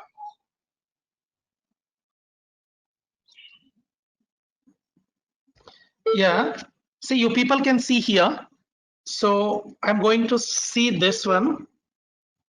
Oh, come near. Okay. Can you people see the red one near the head? Everything. Red one. Ah, yes, yes, yes. Can you see the red one now? All the four leads we have not connected. All the four leads we have not connected. That is the reason all the four leads it is showing red. That means now can you see it is becoming blue? I mean green. Green. It has become green. At the same time, can you people see here? It has come green. This one has come as an green. That means an impedance. See, almost the impedance line is near zero. If it is zero, that means number one, first thing 7S, what sir has told is very clear. Please, my dear friends, always when you are documenting, please tell your fellows if you are using the AEEG machine in your unit, or if you're going to take also, please tell your always try to use 7S. Number first is what sir told is take the history. Number one. Prashant, can you show the slides also? When I am telling, let them also see. Okay. Number second thing is, okay. Number second thing, after taking the short history, because at least they should know whether it is a preterm baby, whether it is a term baby, what could be the history, what happens. Definitely they will be knowing in the theory. So they have to take the history. The second thing is that is impedance. That I am showing you right now. That impedance is coming. Almost it is green now. Yeah, that means that is signal. The another one is beautifully yesterday we have discussed, and it's going to be spoken by, I think so, somebody else here. What is the CNV? CNV means continuous normal voltage, discontinuous normal voltage, burst suppression pattern, continuous low voltage, flat trace. Yesterday what we discussed, they're going to discuss in short today. Okay, number one, after all those things, once again, whether we applied the leads properly, stability is there in the leads or not. That is there. So 3S is over. Come to the other one. What is that other one? Seizure is there or not? So that yesterday we discussed how to detect the seizure. Only thing is just like a namaskara, means like this. Always seizure will be like this. Please, I am showing you people. Seizure will be like this. Suppose if it is like this. Suppose if it is arc. Yeah, beautiful. Thank you. If it is an arc like this. Arc means it will be like this. If it is like this, going and like this. If it is an arch like this. Arch. That means it is an artifact. Suppose if it is an like this. Strike. It is like a namaskara, like peak wave. If it is like that, what happens? It is a seizure. Then come to the symmetric. Yesterday we read why it is symmetry is very, very important. Symmetry is very important for two reasons. Whether you place the probes, whether it is attaching and short circuit is there, whether it is very far away, one is detached. Symmetry is very important. Then SWC. SWC means sleep waking cycle is beautiful. Everything today we are going to see it. What is meaning of sleep waking cycle? What is continuous? What is discontinuous flat trace? It is in this machine, CFM OBM machine, and why I am telling is this machine is better than the other. Why means number one, 5 channel is there. Number second is artificial intelligence is incorporated. What previously we used to struggle, that I will also show you in the next class. Sir, thank you, Amit sir. You told 5S. So I told the people also what is that 5S in the protocol, what they should follow. Number one is first history, stable or exact history. Another one is application. Another one is symmetry. Another one is seizure. Another one is what is it? SWC, sleep waking cycle. Thank you, sir. Over to Prashant. Thank you, sir. Thank you. Yeah, we'll move on to the next question. This is for Dr. Jafar. Who and where will you document and how often? Review, interpretation, and significance of essential marking. Over to you, Dr. Jafar.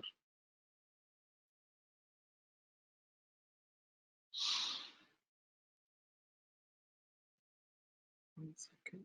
Dr. Jaffer. Wow. Unmuted. Able to attach. Hello. You can Yeah. start from Attach. beginning. Hello.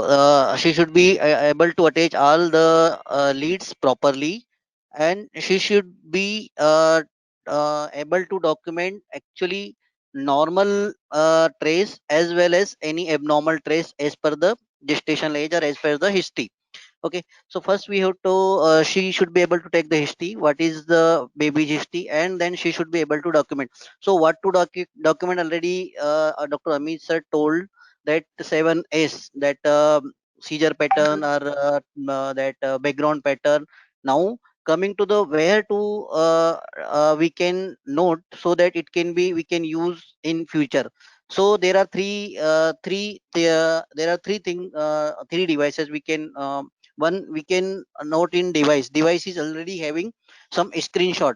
So any abnormal things if she showed it, she should note. She can take a screenshot over the machine only. That screenshot can be taken as a storage, and then we can give it to patient in USB or in any other document, and that printout can be taken, and that can be saved, and that can be handed over to parents for any medical legal issues. Okay, and next whatever changes in the tracings that can be noted on machine as well as in any electronic monitoring system, or that can be noted in our case sheet. So whatever tracings are coming to the monitor, she should be able to note that every tracings, if we are using both right and left, so they have to able to note that minimum voltage as well as maximum voltage. And if they are using that cross cortical, then they have to note in upper as well as lower margin of the that voltage. Even that machine also having the markers, so whatever procedure they are doing, suppose they are feeding or they are tapping the baby or some procedure, so any change in the tracing they have to put the markers. Once they are putting the markers, at least when we are reviewing the tracings, so we can know that this change in the tracing is because of some external activity. Some medication that is given to the baby, like some sedatives or anticonvulsant that is given to the baby, so that can be noted under the marker. So there is a in right circle you can see the marker, so they have to just add the markers. There are already some list of markers is there, like seizures, activity, convulsion, medication, some like feeding, ventilation, high frequency. So already there are the list of markers that can be added when whatever we are doing. Even if we want to create new markers there, then we can create new markers and we can add on that also. So whatever change in tracing after that intervention, we can see on the machine. Okay, so this is important to add the marker whenever there are change in the tracing or baby's movement. Suppose baby who is crying, so we have to note that the baby is having excessive movement or crying. So with these markers, one can review, one can sort out where these are the artifacts, or these are the true seizures, or some change in the activity. Suppose some medication is given like sedation or anti-epileptic drugs, there is sudden change in the voltage from discontinuous or normal continuous to low voltage. So we have to differentiate this low voltage pattern is because of medication or due to some pathology. Okay, even we can next slide. Okay, so yeah, so in this slide you can see that initially there are pattern which is showing discontinuous pattern. After giving medication some midazolam, there is a drop in the voltage, so we have to put a mark once medication is given. So once medication is given, we have to put the mark at that same place, so one can see later on that the medicine is given at this point and there is a drop in the voltage after this. So this will differentiate between our intervention and some pathology. Next. Yeah. Even if we are giving some medication like the same thing, use automation for daily notes like 7 steps what Mr. told, like cyclicity, that pattern, and seizure activity. So this should be included or noted in either in our case sheet, or we have to take snapshot, or we have to aid in some electronic monitoring system. So these 7 steps should be noted I think in every shift or whenever there are some changes in the tracings. Next slides.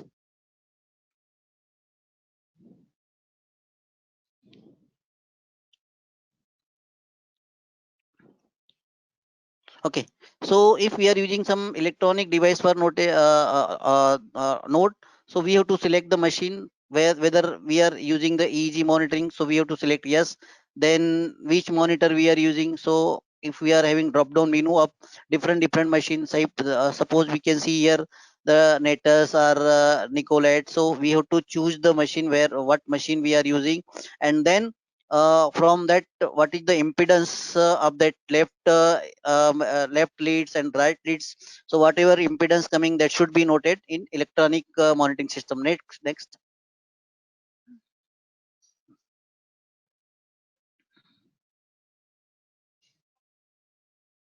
Okay, so once we are using on any electronic device, so we have to see that these are the right and left. If we are using different the channels, so right upper margin, right lower margin, we have to note separately. Left upper margin, left lower margin, whatever the upper voltage, lower voltage, we have to note. And if we are using cross cerebral, so then for cross cerebral upper and lower margin should be noted like this. What is the lower margin, what is the microvolt, like 5 to 10 or 10 to 25 or more than 25. And then whether there is a sleep wake cycle, whether it is mature, absent, or immature, this should be noted. Here you can see beautifully, this is the continuous voltage, where you can see that the pattern between 10 to 25, and there is a sleep wave cycle. Yeah, so here you can see that in between there is a sleep wake cycle where the wave is broadened.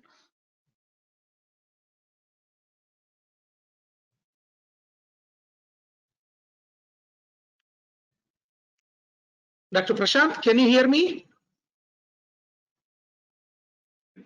Yes, sir. Yes, sir. Yes, sir. Yeah, excellent, Jaffer. Excellent. Just I want to take only 2 minutes of your time, please. Can you go back the slides, Prashant? Because live demo I'll give. Anvati, can you only make our slide? So our video. Can be done, sir. Is it fine now, Yes. sir? No, I want to see only video. Yes, It sir. should be bigger. Yeah. It should be in not the shake. center. That they have to adjust, sir. thank Whoever you. is holding the camera. Done, sir. Can you Yeah, see it don't now? shake. Okay, thank you. Don't feel bad, yaar. He's young, but he's standing. Please, please. Okay. Okay. See, first one, beautifully sir has told who should document. Number one, either doctor or nurse will document in the progress sheet. Nurse will do it in the nurse's notes. What she should do, documentation. Two things, whether seizure is there or not. If anybody is using the older machines of AEG, they should, doctor will tell where is the seizure. Otherwise, doctor would have taught the nurse this is the type of seizure. If it is documented, write the type. Seizure has come. Otherwise, if she is doing or giving any injection or anything, doctor would have advised. I am touching the baby for the changing of the pamper. I am cuddling the baby. I am giving milk, or I have put on HFOV. I have put on something else. So, number one, all those things previous machines was there. I mean, there was no artificial intelligence was not there. So it was very difficult. But now, in the newer machines, to avoid whether it is a convulsions, whether it is an artifact, these newer machines are giving the option like this. Can you go to this thing, patient and marker? So the marker facility is here. You just have to select which particular. Okay, see now, can you people see here my finger? I have put a red line. That means probably system might have seen some problem where lower margin is rising or lower margin is coming very down. That's what previous times they used to see. Now, after pressing here, she has to do the marker. See, can you people see? Please, can you come near, sir?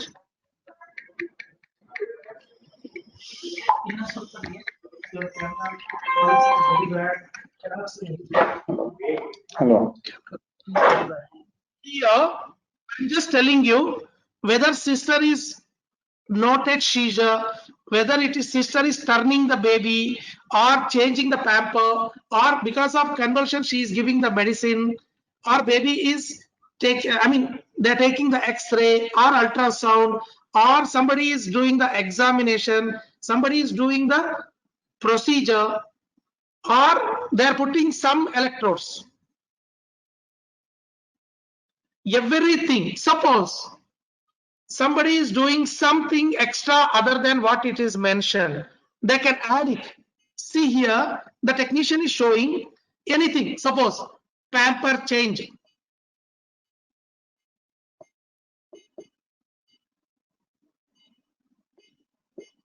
Okay, pamper change. Just and go to add. See here, pamper change word has come near the line. That means suppose if there is an elevation here, you should not think, oh, baby might have had developed a convulsions. So that is because everything, each and everything, if you teach the nurse, if that nurse is really dedicated and intelligent, definitely it will be very helpful for you. This is number one advantage of newer machines of AEG, because it is everything it is telling. Number one. Number second, sir was telling, Jafar was telling, very good, sir, it is everything entered. How can I give the document to the patients? Because I have to document. I have written, our sister has written double things. So I will go to the snapshots, go to the reports. Can you go to the reports, sir? See, this is reports.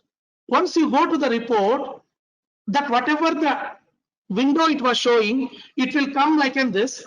Can you come down slowly? Yeah. See, what is the pathology here? What is the pathology here?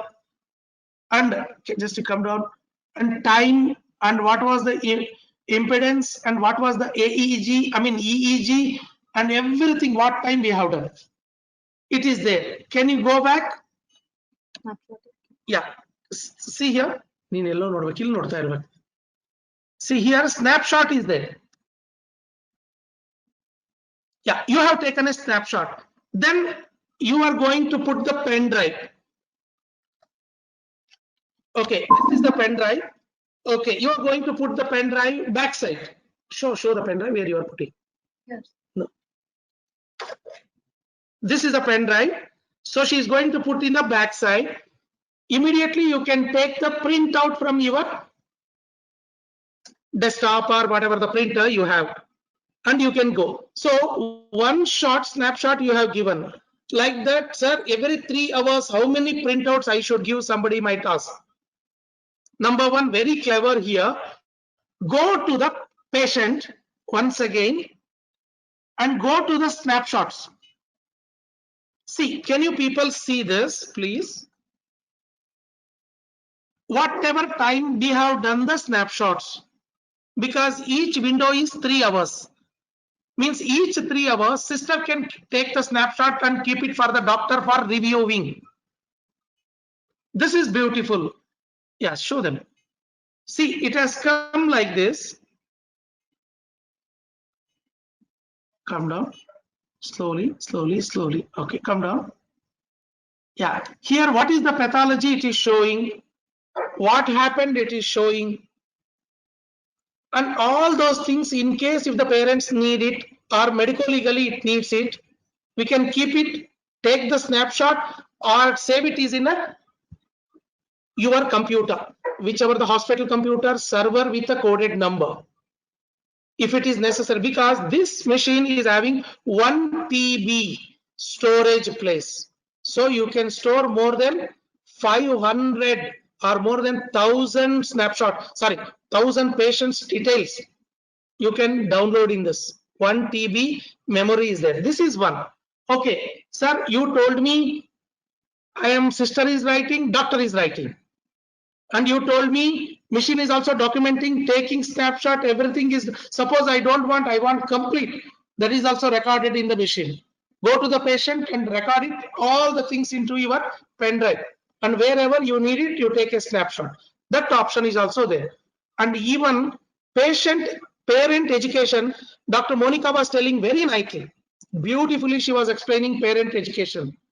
In one hospital, what they are doing, they have printed out what you mean by convulsions, what you mean by burst suppression, what you mean by low voltage, flat tracing or continuous low voltage. And what will happen in their language, they have written. So they have printed it in a very good paper. It's a nice, classy paper. The print is very good, visible. I think so, provided by NCA and Genwork. So what they are doing, they are giving to the parents, see, we have put your baby on AEG machine.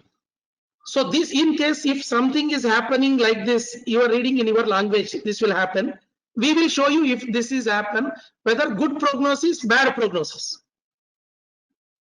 or how long we can continue, whether you want to continue or not. Because this is a evidence. They are doing it, but they are always encouraging. Good prognosis can occur, sometimes even the machine is showing bad, like disclaimer. So parents decision is the last. This is only a picturized thing. They have mentioned it beautifully. It is working out for them. Parents themselves, they are coming, sir, okay, you have showed me this, sir, it is come like this, sir, we will watch next day. Slowly, within 2 to 3 days or within 6 hours or 24 hours, when it is coming to the discontinued pattern, doctor is explaining, they are seeing their literature, what doctor has given. Okay, my baby is improving. So they are encouraging the doctor.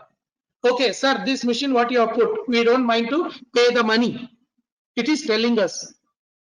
Not only in the, what is it, even mother might have studied 10th standard, 8th standard, 7th standard, or she might be double, triple graduate. It will help you. Documentation and education, this machine will show you very good. Thank you. Over to next. Prashant? Yes, sir. Yes, sir.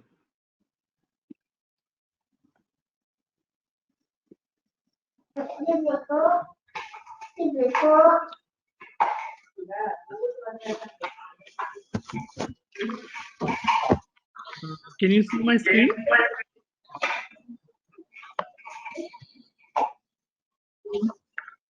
Yeah. The next question is for Dr. Sidhu. The features of an abnormal EEG, amplitude EEG, and quick review. Dr. Sidhu? Yeah, Prashant, yeah, I'm here. Yeah, basically, we can divide features of an abnormal EEG into 3 subheadings. Where we can notice is one is intermittent uprising, and if there is any evidence of loss of sleep-awake cycle commonly seen, and there is a loss of continuous activity. What do I mean by intermittent uprising? Most commonly, it is the artifacts that result in intermittent uprising. As we have earlier discussed, the documentation of such events is important because it's an abnormal EEG. It can be secondary to our handling the child, like diaper change, feeding, tube change for that matter. Secondary to drugs or medications such as methylxanthine, where we have seen there is a prominence of intermittent uprising. And secondary to seizures. How do we differentiate seizures and artifacts? As rightly pointed by Dinkar sir, I would point it as Dinkar sign. If there is a Namaskar sign, we can say it is a seizure, or if there is an arch, then more commonly it can be secondary to your artifact. Coming to the loss of sleep awake cycle, more commonly such pattern we seen in we come across in preterm neonates, beautifully explained by Dr. Judy, and it can be seen in stage 2 or stage 3 hypoxia, where there is a loss of sleep awake cycle, or brain injury in terms of intraventricular hemorrhage or periventricular leukomalacia for that matter. We can see loss of sleep awake cycle in neonatal abstinence syndrome. I think Dr. Leslie sir will be discussing about it, so that I will leave it to sir. And one more pattern is loss of continuous activity. As we had a question poll on this, lesser the prematurity, basically we have loss of continuous activity, less premature, less continuous activity. And again, it attributes to our brain pathology, where we see white matter changes or any cortical changes, the continuous electrical activity will be reduced. And medications such as morphine, fentanyl, phenytoin, phenobarbital, this all of these contributes to loss of continuous activity. Next slide, Prashant. In this slide, next slide, Prashant. Yeah. In this, we can see a lot of artifacts of intermittent uprising, where if we can see we have to differentiate with the pointers. We can see there is a pointer in the red color which says a procedure was done. I think Dr. Dinkar sir will show it again. Next slide, Prashant.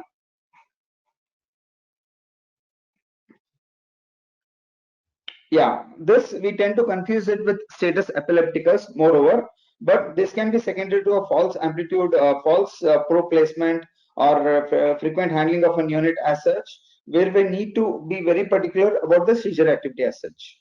Over to you, Prashant.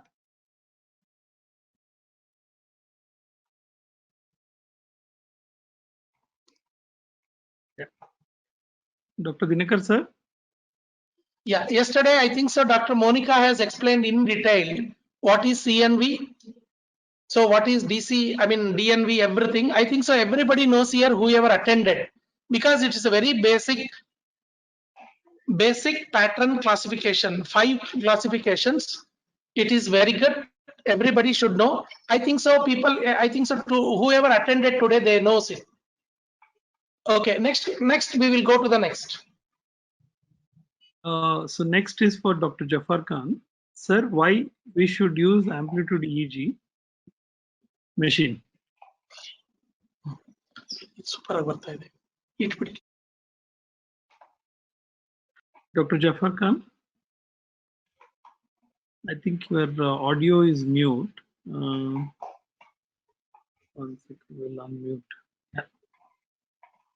Yeah. Yes, sir. Yes, sir. Over to you, sir. Yeah. Yeah, we can hear you now. We use AEG machine to monitor the baby's brain whenever there is an indication. As we have already discussed, like baby who is having hypoxic ischemic encephalopathy, or babies who is having neurometabolic encephalopathy, or having some other insult, or baby who is premature going to or at risk of some other complication. So usually we do continuous EEG monitoring for the baby who is neurologically compromised, and we also evaluate our treatment.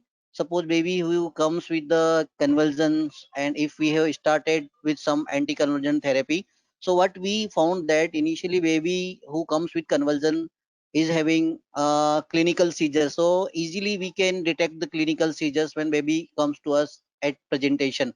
But once we have given some medication, like suppose we have given some midazolam or phenobarbital or like levetiracetam, so later on the seizures activity subsided, that clinical seizure subsided. So now we want to know whether this clinical seizure associated with electrical activity or not, because our main aim is to treat the electrical seizure activity also. So what we have found that the subsequent seizures which are coming after anti-epileptic drugs are often subclinical. So this subclinical seizure can be detected only with EEG monitoring or AEG monitoring. That's why all children, all infants which are at the risk of convulsion should be monitored electronically by EEG machine. So what we found that at around 58% of the seizure persistent after any treatment are having uncoupling of electrical and clinical seizures. So this AEG is having important role to detection of these subclinical seizures when baby or some medication. So this our goal is to treat all these seizures, so to prevent the brain injury also. So this is the most important, to detect the undetected seizures by electronically. Yeah. Yes, sir. Dinakar, sir.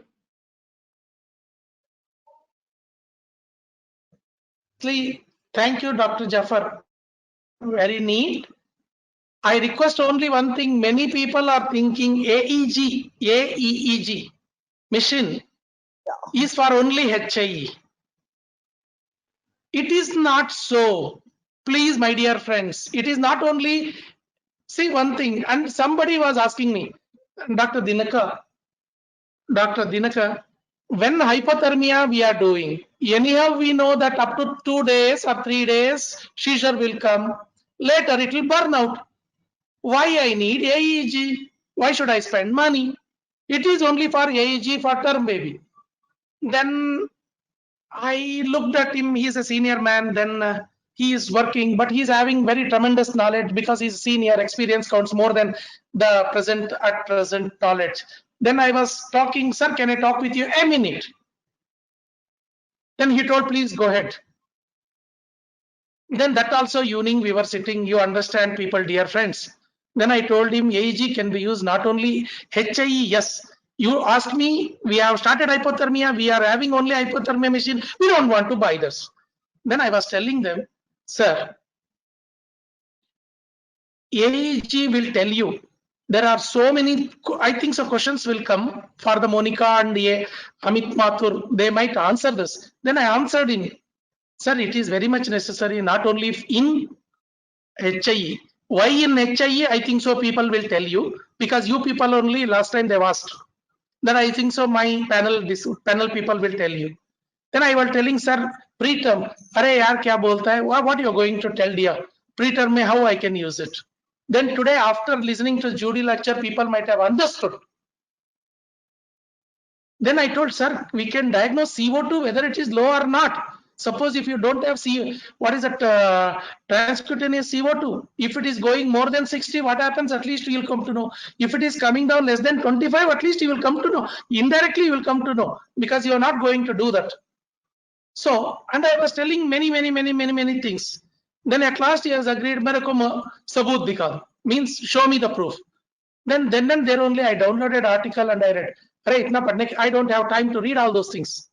Then I was telling, because he's a running successful man, he's having 20-bedded NACU, beautiful and very gentleman and thorough, and he will always accept the things. The next day I took all the things, I underlined the things, I took from the 5-star hotel, we took all the Xerox copies. They have done it with a courtesy. Then all the things I have underlined and I gave him.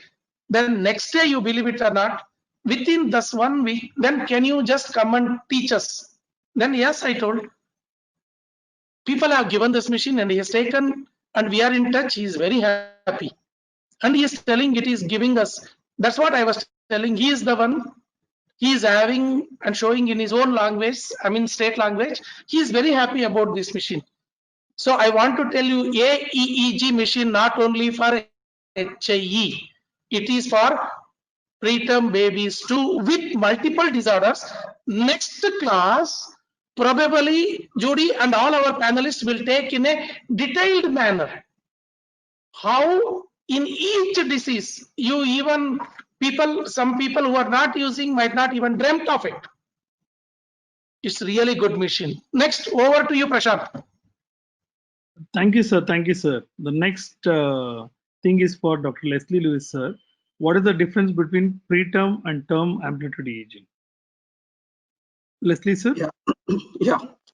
First of all, I must thank Dr. Dinakar for opening up this new arena of using amplitude integrated EEG, not only for the HIE babies, but also for our preterm babies and other babies. And he has done, with the help of NNFK, a wonderful job. Dr. Judy has already explained in a very crisp way for the last 1 hour using a amplitude integrated EEG in our preterm babies. She has also showed a same picture. I just want to recap on what she has mentioned. I want all of our participants to concentrate on this beautiful the picture, and few things as she has repeatedly mentioned when we are recording or reading a EEG. Remember, first thing, describe the background pattern. And here, if you see, first column says what is the background pattern. A second thing she mentioned, describe the cyclicity or a sleep-wake pattern. And that is there in this picture. And then maybe we have an amplitude, minimum amplitude and maximum amplitude, which may not be much of an importance. Let us concentrate only on this first two columns, the background pattern. And she has mentioned repeatedly, the more premature baby, the background pattern is discontinuous. And as the baby matures from a prematurity to a maturity, this discontinuous pattern is become a more of a continuous pattern. And then as the baby matures further, we are able to develop a discontinuous pattern, discontinuous pattern in a quiet sleep. So the message of very clear, more premature baby, first is, it is very discontinuous pattern. The baby matures, it is a continuous pattern added to a pattern of a discontinuity in a quiet sleep. Now let's look into the second column beautifully, the sleep-wake cycle or pattern. The more premature baby, there may not be a cycle or sleep-wake cycle or cyclicity developing. But if you see a few of the EEG tracings, just appearance of this sleep-wake cycle or cyclicity is there. As the baby matures, a baby will have a more sleep-wake pattern and the cyclicity is there. So these two important things we must remember when we read a EEG. One is the background pattern, is a more discontinuous in a more preterm baby, becoming continuous as the baby matures, and the sleep-wake pattern is become a more regular as the baby matures. If you look into the amplitude also, the minimum amplitude in a premature baby is less, but as the baby matures, a slight increase in the microvolt voltage capacity of this minimum amplitude is there. If you look into the maximum amplitude, we will show the few pattern here. The maximum amplitude is very high in a premature baby, but as we come to the maturity, in addition to a continuous pattern, in addition to a more of a sleep-wake pattern in a regular interval, the amplitude comes down. And this is a crux of a differentiating a preterm baby's EEG versus the EEG of a term baby. So again, I'm repeating, preterm infant, the dominating pattern is discontinuous future. There may be periods of high voltage, and this is the, you can see the background pattern here in a very preterm baby, which is a discontinuous, and you can see some of the sleep-wake cycle is just appearing, but they are not regular. And if you see the amplitude of this, the voltage is higher. As the baby matures, you can see this the voltage is becoming a lesser and lesser. And she has mentioned very beautifully something called as a Barlow scoring, where the continuity, background continuity, a cycling pattern, the amplitude of the lower border, the bandwidth. I can see here the bandwidth and the amplitude of the lower border. And what she says, this amplitude of the bandwidth comes down as the baby matures. So this is what we are seeing as the baby more matures. The voltage comes down. We see a continuous pattern. We see a sleep-wake pattern. And this is classically we have seen in a 34 to a 36 weeks of gestation. And this is the discontinuous background is there. And there are quiet sleeps are there in between the quiet sleeps, and these other background activities are there. So she has also mentioned 3 patterns there. One is the burst suppression. They are very predominant in a preterm baby. And then burst suppression changes to a discontinuous. And subsequently, we can see here some of this burst suppression and then becomes a discontinuous pattern. And then becoming as the baby maturing, becoming continuous pattern. The burst suppression pattern is very high in the 23 to a 25 weeks baby, and then appearance of the discontinuous pattern. The burst suppression here comes down significantly, and then the discontinuous pattern are becoming more, and then here there is hardly a burst suppressions, or very few burst suppressions are there. The discontinuous becoming a lesser and more becoming a continuous pattern, and classical a sleep-wake pattern it is developing. Next slide. So summing up, please remember a preterm baby, it is a discontinuous, no cyclicity, or just appearance of the sleep wave pattern. And as the baby more matures, this sleep wave, this discontinuous pattern become continuous, and we have a regular sleep wake pattern will be there. Excellent, Dr. Leslie. It is really good, really good. Just I'll take only 30 seconds. That's all. I don't want to go very deep because today class is premature. How to use this machine? I will take only 1 minute with your permission. Leslie, can I? Yes, yes, yes, sir. You have to go. Okay. You have to go. Okay, can you go to the previous slide, Dr. Prashant?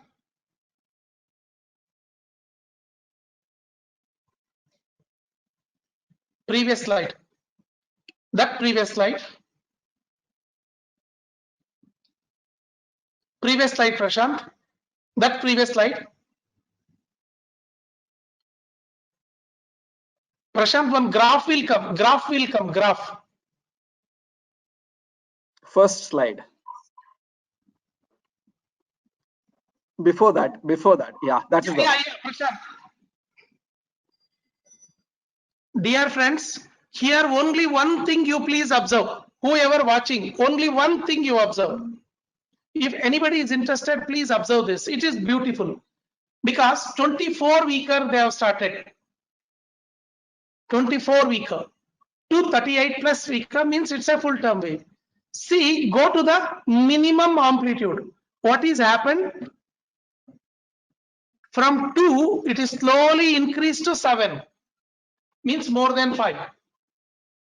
Increased as the gestational age increased. Go to the maximum.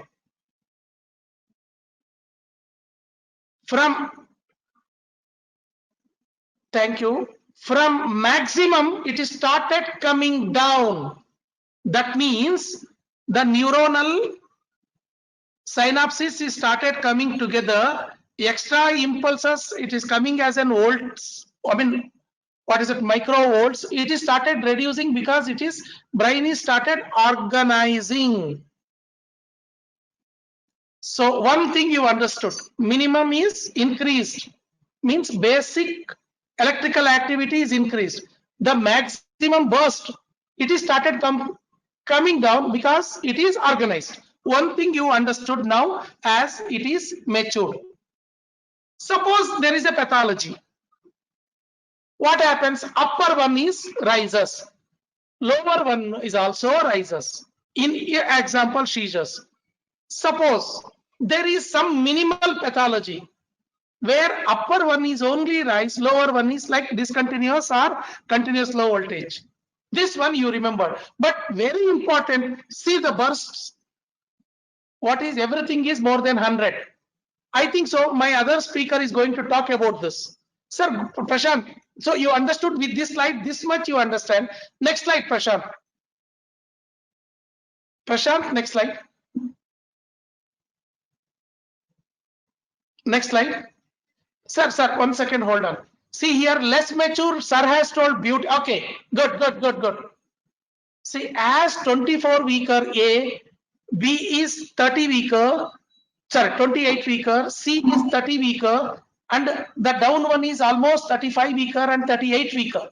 It is coming near. What you mean by continuity, you should understand. That means lower margin is above 5. Number one, lower margin is above 5. And one more thing is lower margin and upper margin, always it is the dense pattern is maintained. It is not like IBI, interbus interval, it is not there. So continuity is there. That is one. Next, go to that. Remember one more thing, discontinued pattern for a preterm baby is normal. You should not think abnormal. Next. Okay, this is also next. Prashant, next. Sir, this is the one I want to tell you. Please, my dear friends, suppose 30 weaker baby, see 25 weaker, everything is below 5, almost touching 2. 30 weaker, the upper limit is going high and it is also lower border is rising. Go to 35 weaker, it is almost touching 5. So 30 weaker is almost lower border is when it is 4. Like 25 weaker should not happen. Means lower border should not come. And burst suppression should reduce compared to the, see, in 25 weaker burst suppressions is more. Means discontinuity pattern is more, sleep wake cycle is not there. If 30 weaker, it's a preterm man, it will appear. If somebody is telling, you should always have a one comparison normal healthy 25 weaker chart. Even myself, what I did is I have copied the normal charts, I have kept it for my references. What is the normal for 25 weaker, 26 weaker, healthy normal 25 weaker, 26 weaker. So I'll compare them. There is no harm in comparing. So if it is 30 weaker, should not have 26 weaker things. So then it is abnormal. Remember, that is the one thing I want to highlight here. Go to the next slide, sir. Next question, sir. Thank you, sir. The next question is for Dr. Monica. How amplitude EEG can predict outcome in HIE? Yeah, okay.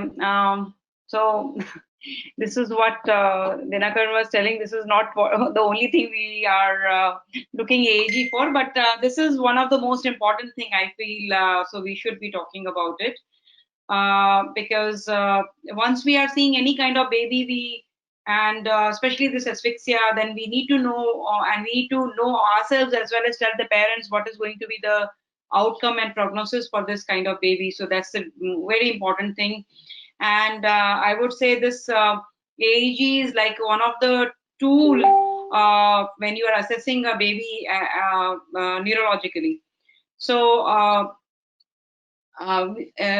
actually, if we will go back to the era when we were, we can't talk about this now because the research has well proven that we will be doing hypothermia only for any baby who is asphyxiated and coming into the category of asphyxia, requiring the, but you know, before that, when the studies were going on, looking at hypothermia versus no hypothermia. So from there, we could gather the information that if we, if the baby is in the normal temperature, then the normal EEG pattern would return back early on, between 24, maximum 36 hours. But if the baby is cooled, then because of the cooling itself, the cooling is a state where, you know, it will suppress the EEG pattern. So not that only baby is not okay, but cooling itself has that effect on. And also If it is school baby, then if you don't see normal pattern at 36 hours, don't say the baby is abnormal. We can wait for 48 hours and maximum 60 hours when the baby can return back to normal, and then we can say the baby is fine. This is one thing which everyone should always remember, and I will emphasize more with that study, because that's a beautiful study which was published in pediatrics. So you can see that time to normal trace, out of all the factors, can you go back, Prashant, the previous slide? Yeah. So the things which we need to see for prognosis is the background pattern. So the background pattern, what we have to see, whether discontinuity is increased or whether the low flat trace is there, loss of sleep-wake cycling is there, seizure activity is coming, or it never achieved a sleep-wake cycle, and time to normal trace, that is the best predictor, then the time to normal sleep-wake cycle appearance. So now from where these all evidences came, that I will tell you. Next slide. So this was a beautiful study which was published in Pediatrics in 2014. And what did it show? So in the x-axis is the outcome of, because they were doing a study, so it was normothermia and hypothermia. So they could actually compare the two groups. And in the, you can see this is a normothermia with good outcome, normothermia with poor outcome, which could be disability or death. And this is hypothermia with good outcome and hypothermia with poor outcome, which could be disability and death. And there are different markers which will depict that. And on this axis, you can see that this is the time when the continuous normal pattern came into place. So this is the age, like 12 hours, 24 hours, 36 hours, 48 hours. So when the time to normal trace has come. So if you see that if the baby is normothermic, the time when the trace would come to normal is less than 24 hours. Mostly are coming within 12 hours. So maximum you will take as 24 hours. However, if it is taking longer than this, in the normothermic patient, like if you see this is 36 hours and this is 84 hours and this has never regained, it is going to be a poor outcome. But what's happening in the hypothermia group? In the hypothermia group, even with a good outcome, it is the babies are coming back to the normal tracing even at 48 hours. There was another study which showed 36 hours, but this study showed 48 hours. So we will take it as 48 hours because we want to be more sure before we tell the parents that your baby is going to be in a bad prognosis. Poor outcome babies in the hypothermia group is taking a much longer time, more than 48 hours. And they are mostly never coming back to the normal. So they are either having disability. Most of them which are coming late after 48 hours are disabled, but those which never came to normal are either dead or severely disabled. So this is a very important slide. The next is, next slide. Okay, so then is the sleep-wake cycling. So when is the baby coming back to a sleep-wake cycle? So the time to come to that is, again, it's taking more longer time for baby to come to sleep-wake cycle. And especially if you see when their baby is cooled, the auto-regulation of the sleep gets more affected. So it will take time, much more time for sleep-wake cycle to return.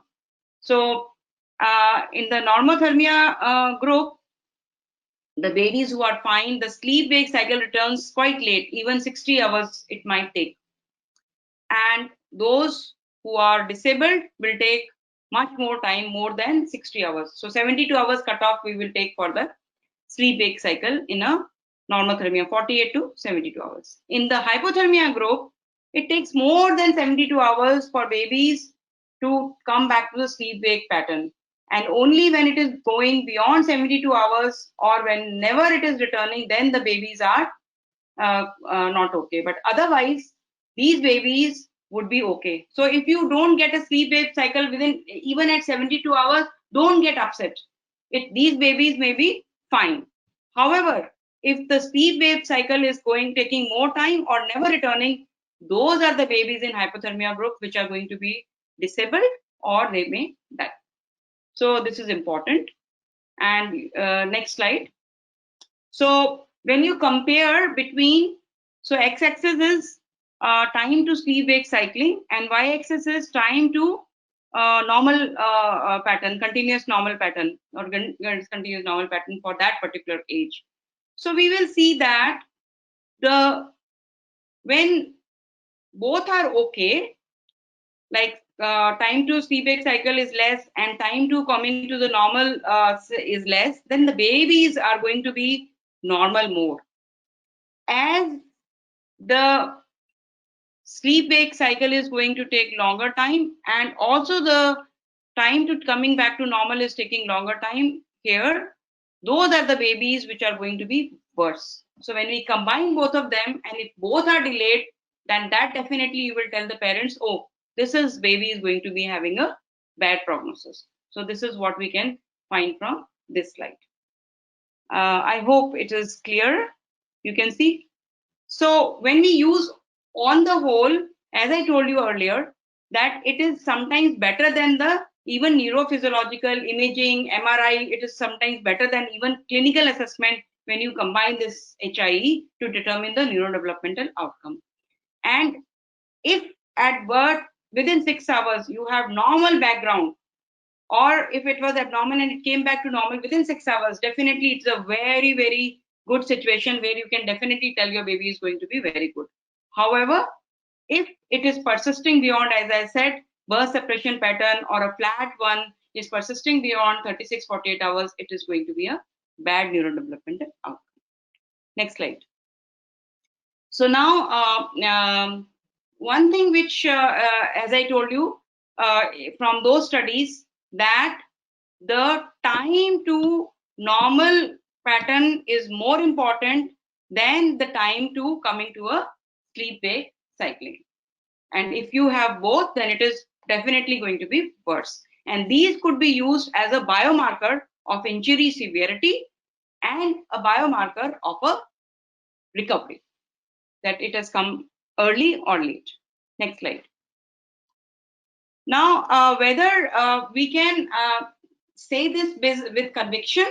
So there is a very good meta-analysis which was done, and it included 8 studies where the primary outcome was abnormal neurological examination as performance by the pediatric neurologist.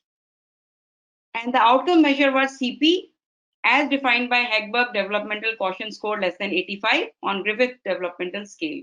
And what they found, that this amplitude EEG is really great with a sensitivity of 91% and CI is 87 to 95. And it has got a good negative likelihood ratio. Next slide, please. So what does this meta-analysis tell us? That AEG should be part of an initial evaluation of full-term infant, whosoever we are suspecting a HIE, and it should be like a bedside tool. Now we are talking about ultrasound as a bedside tool. It is used, we are telling it ultrasound as a stethoscope. And as a sixth thing, I would say that if you have these kind of baby, this should be also equally important as a bedside tool to predict the neurodevelopmental outcome of a full-term infant with HIE. And you just need some little bit of training, not a very big formal training for seeing this. Next. Now, whether we can use this AEG to say that whether we want to cool this baby or not. When the TOBY trial was being done, they were using AEG as one of the inclusion criteria to say that baby should be cooled or not to cool. I would say that if you have an abnormal EEG tracing, definitely use that as a criteria for cooling, especially if you have a doubtful situation. However, this itself has a poor association between AEG recorded within 6 hours of birth and early MRI finding. And suppose if you get a normal AEG and baby is not okay and you don't cool that baby, that's going to be disastrous, and you're going to actually take the benefit from the baby of cooling and its benefit. So I would say that Don't please delay in commencing cooling just because you had a normal AEG. It could be a false negative. And so don't put it like a stringent criteria. It can be an additive criteria from your clinical, your pH, your Apgar scoring. That's what I would say for a HL. Thank you, ma'am. Thank you. Dinakar sir? I think so. She has done everything. She has told in brief, detailed, almost for 12 minutes. Excellent, beautiful. I think so. There is two more questions regarding HIE. Previous people have asked. I think so. We will answer. Go to the next, Prashant. Excellent. Yes, sir. What are the limitations of amplitude EEG? Over to you, sir. Amit sir.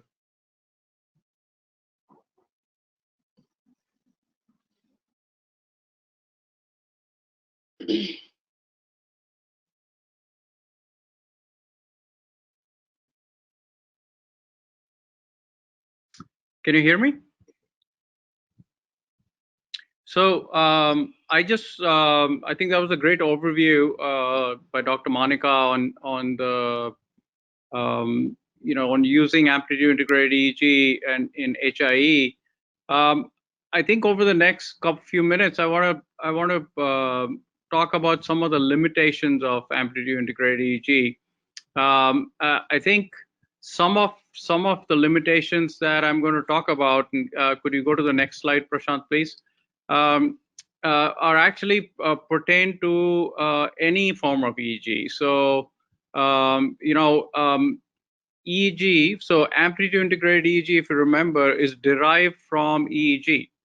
Two channels of EEG are processed, they're filtered, rectified, and then compressed to give you an AEG signal. So anything that impacts EEG will also impact AEG. So some of the things I'm going to talk about are going to overlap. But it's important to remember that EEGs measure cortical activity. They're not going to pick up subcortical structural activity. So, for example, in this picture here with a baby with deep nuclear gray matter hypoxic ischemic injury, where on this T1 weighted image you see the high signal intensity in the thalami here and in the putamen and globus pallidus, you're not likely to see the impact of this injury on your AEG. Now, you may have some changes in background activity, but if there's seizure events that are coming out from subcortical structures, they won't get picked up on EEG. Similarly, if we talked a lot earlier, one of the panelists discussed the impact of medications and drugs. I think Dr. Jafar was talking about it. They will all impact EEG, and so they will impact AEG. So you will get diminished amplitude with medications like morphine or phenobarb or benzodiazepines. You will get depression in your amplitude. Surfactant is interesting because as Judy had shown, when you give surfactant, there is a transient suppression of amplitude that is seen on the EEG, there's different hypotheses as to why that happens. One of which being that surfactant drops your pulmonary vascular resistance, so it increases your compliance very rapidly. There's a drop in your pulmonary vascular resistance and a change in blood flow across the patent ductus, potentially stealing blood away from cerebral circulation into the lung. That may transiently decrease perfusion and cause depression in your amplitude. So that's a potential mechanism for surfactant. There's currently studies going on comparing different surfactants and their impact on AEG. Artifacts have also been well described. I think again it's true for any artifact that will impact EEG. So your high impedance, if you have injury to the scalp or swelling on the scalp, you're likely to get artifacts. Interference from other equipment around, EKG or ECG artifacts sometimes will come through. So it's important to try and capture ECG traces, as Dr. Monica mentioned earlier. But again, these are inherent with any kind of EEG recording. I think the other thing I'd like to mention in terms of electrode site is when you're doing EEG monitoring, I think it's important to keep a good eye on the scalp, especially in babies who have had vacuum extraction of forceps, where you may have injury to the scalp or skin. When you're applying electrodes, you should probably have the nurses either take a picture of the scalp or just to keep an eye on how that skin is, because most of these electrodes can cause some irritation, although the hydrogel electrodes are very safe in that regard. The other thing to remember is that the amplitude integrated EEG specifically has leads that are in the central parietal region of the brain, which is just on top of the sensory motor cortex. Now, if you have a seizure that is short, we did a study here looking at comparative EEG versus amplitude integrated EEG monitored simultaneously, and found that a lot of short seizures, short bursts of under 60 seconds, will sometimes be missed on the AEG just because it is so compressed. The other thing to remember is, of course, if you have a frontal seizure or an occipital seizure or seizure elsewhere in the brain, so if you have a temporal lobe origin seizure, which are all overall less common, you're likely to miss those if you just use the C3P3 and C4P4 channel. The next a few slides are going to talk about the importance of monitoring AEG in the setting in the first 3 days of a preterm infant when they're transitioning from fetal life. So as you might imagine, a lot of these babies would have had significant resuscitation. They have immature organ systems. They're exposed to potentially, some placental dysfunction prior to birth with hypoxic ischemia.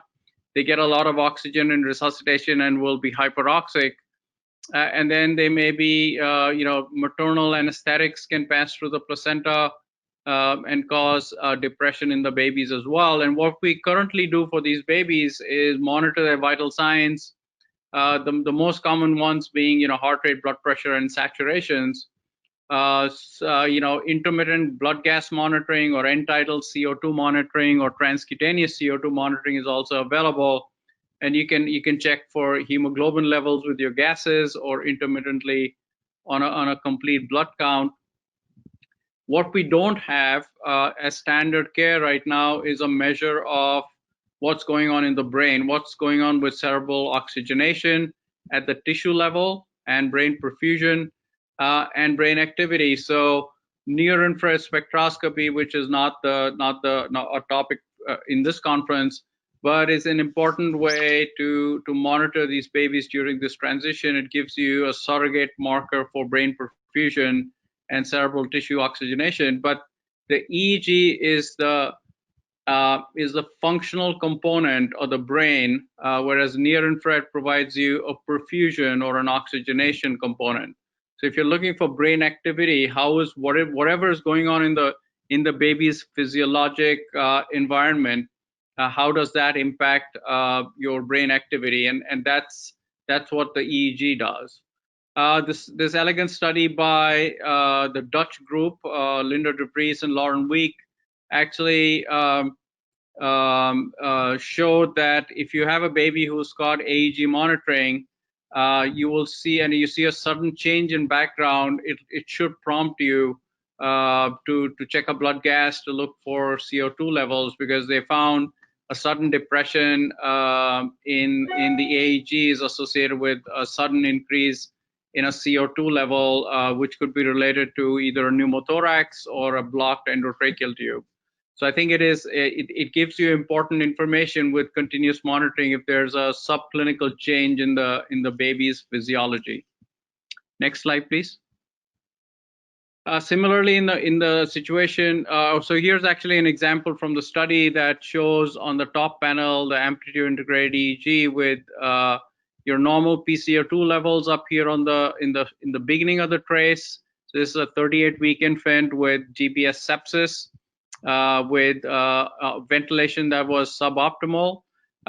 So initially the trace looks normal, and then there's a sudden depression with a low voltage type of pattern, with then some burst suppression activity, with your CO2 at this level was over 130, and then goes up to over, stays up to over 130 for a long period of time. Remember, this is a 3-hour trace, so for a long period of time, this baby was suboptimally ventilated with a progressively low voltage trace, and then it was picked up and improved. There are some seizures over here that are actually these rises in baseline that you could see. If you have a raw trace with this, you can actually pick those up. But then as the CO2 normalizes, you get this activity back again. So there's transient changes in your EEG that can pick up some sort of ventilation problem. Next slide, please. Similarly, in a PDA, I think you can get a good idea about brain perfusion again that gets impacted. And this study actually looked at the impact of surgical ductal closure and the so-called cardiac stun syndrome or PDA ligation syndrome, where you get acute left ventricular dysfunction and drop in cardiac output and blood pressure because of the increase in afterload, a sudden increase in afterload that can actually impact brain perfusion, and your AEG activity gets depressed. If you're monitoring a baby with AEG and near-infrared spectroscopy, you may be able to pick up these end organ impacts much earlier than what your blood pressure or your other systemic monitoring may provide. So you can actually try and start the baby on some inotropic support with dobutamine potentially early when you start to see these signs, even though your blood pressure may not be that abnormal. But I think this will tell you that your end organs are functionally being impacted, and so you can actually clinically intervene and potentially prevent those complications. I think that's all I had in this section. Thank you, sir. Dinakar, sir. Prashant, next question. Don't worry. The limitations has been told beautifully. Hypercapnia, only one thing, sir, everybody should remember. Hypercapnia and hypocapnia. I'll tell very fast because time is it's almost over. Hypocapnia and hypercapnia both. Everybody knows when hypercapnia is there, cerebral, what happens? Hypercapnia. So more blood will start flowing events because hypercapnia, more CO2. So brain will think there is less oxygen, and even oxygen if it is less, so more blood flow will be there. So what will happen that? So it has to maintain slowly, auto regulation will be there. Slowly it will be losing. Once it loses, what happens? Tissue hypoxia will start. Because of that, primary energy will start failure. That is the reason low voltage will come. The similar thing will happen even in hypocarbia. Hyperoxia, hypoxia, then hypocarbia, then hyper. The same thing will happen. Even see, somebody might, I think so, some people might have asked the questions. It will come, sir, you have explained in detail, and there is limitations if it is a deep seated small pathology or low electrical, sometimes we might not able to pick up. So that is one. Thank you very much, sir. Leslie, sir, it is for you. It is very not so common in India, but it is common in Western countries. Please, sir, because it's a preterm delivery and IUGR babies. Leslie, sir, it's for you. Neonatal abstinence syndrome. Over to you, sir. Yeah, as Dinakar has already pointed out, we don't see neonatal abstinence syndrome in India. Most commonly in a developed country where the mother is a substance abuse. As a result, babies get exposed to a good amount of opiates in utero. As a result, the baby could be growth retarded, baby could be born premature. So when we monitor clinically, when we see these babies, they can have a withdrawal symptoms, they have a seizure-like activity, and these seizure-like activity many times poorly correlates with the video EEG. So the places they have a neonatal abstinence score to document what is the score, and based on the score, the treatment pharmacological interventions are considered. We don't see, and I have not seen so far any neonatal abstinence in India. So basically, the first pattern which is given is a normal EEG pattern, and that is the continuous pattern, and we see a regular sleep wake cycle here. The cyclicity is preserved here. But a baby which with the neonatal abstinence syndrome, if you see here, classically, first thing, there's loss of a sleep wake cycling in this pattern. It is a discontinuous background activity. And if you see characteristically, these are the low voltage complexes. These are not, and if you're seeing, there's a rapid upstrokes are there, and if you can see here, there's a multiple rapid upstrokes are there, and in a compressed EEG, you can see this rapid upstrokes are there. They mimics like seizures, but they are not seizures. As Dinakaran has pointed out earlier very clearly, as well as the Dr. Sidhu has also pointed out, if it is a dome shape, then only it is a seizure. If it is a not dome shaped, it is not seizure. So this is what we see, a low complexes, a low voltage complexes, and this is more towards a mature brain. And here, if you see, maybe appearance of a sleep wake pattern is there, but they are again not very classical of a normal EEG here. So this is a classical pattern for what we get in the neonatal abstinence syndrome. Again, this could be a term EEG baby here, and this could be a totally absence, the sleep wake cycle, discontinuity, and low voltage. And this will help us, in addition to a neonatal abstinence score, to say that this baby's patterns are abnormal. If this baby's patterns are abnormal, which means that this baby requires a pharmacological intervention. And I think that much I can able to explain based on this, the EEG patterns. Anything else, Dinakar, you want to add here?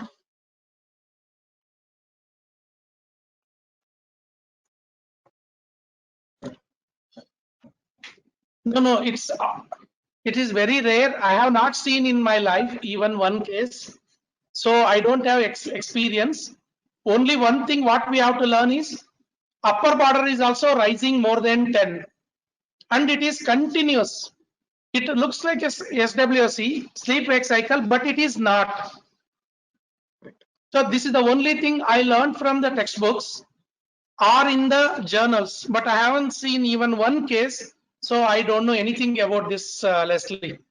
So, but we can use, because usually any mother is receiving the drugs or anything, withdrawal is there, usually develop either IUGR or SGA or low birth weight babies. So we can use, because sometimes these babies are not developing physical convulsions. Clinical convulsions is not there. So it is wise to use AEG in these cases. And how it looks, because it's very important, because those babies will have some amount of cognitive dysfunction. Okay, over to next question, sir. Sidhu? Yes, sir.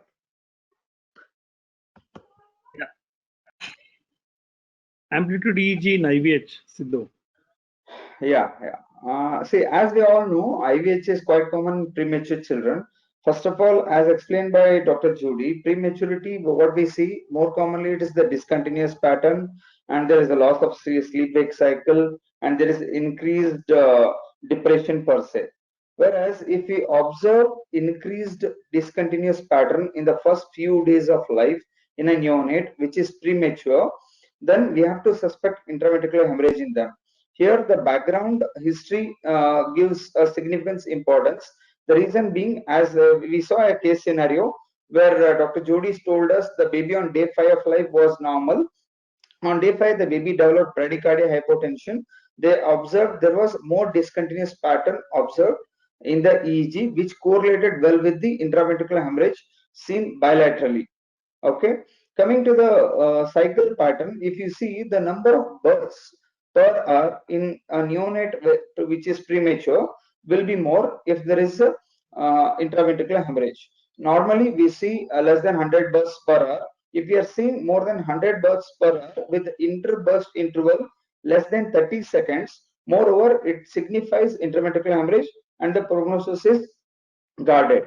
Coming back to the literature, where we can say a positive predictive value, if we assess a low voltage discontinuous pattern with a burst suppression pattern with increased bursts more than 100 per hour with a decreased inter-burst interval, then the positive predictive value to predict a intraventricular hemorrhage in a preterm neonate is 100%.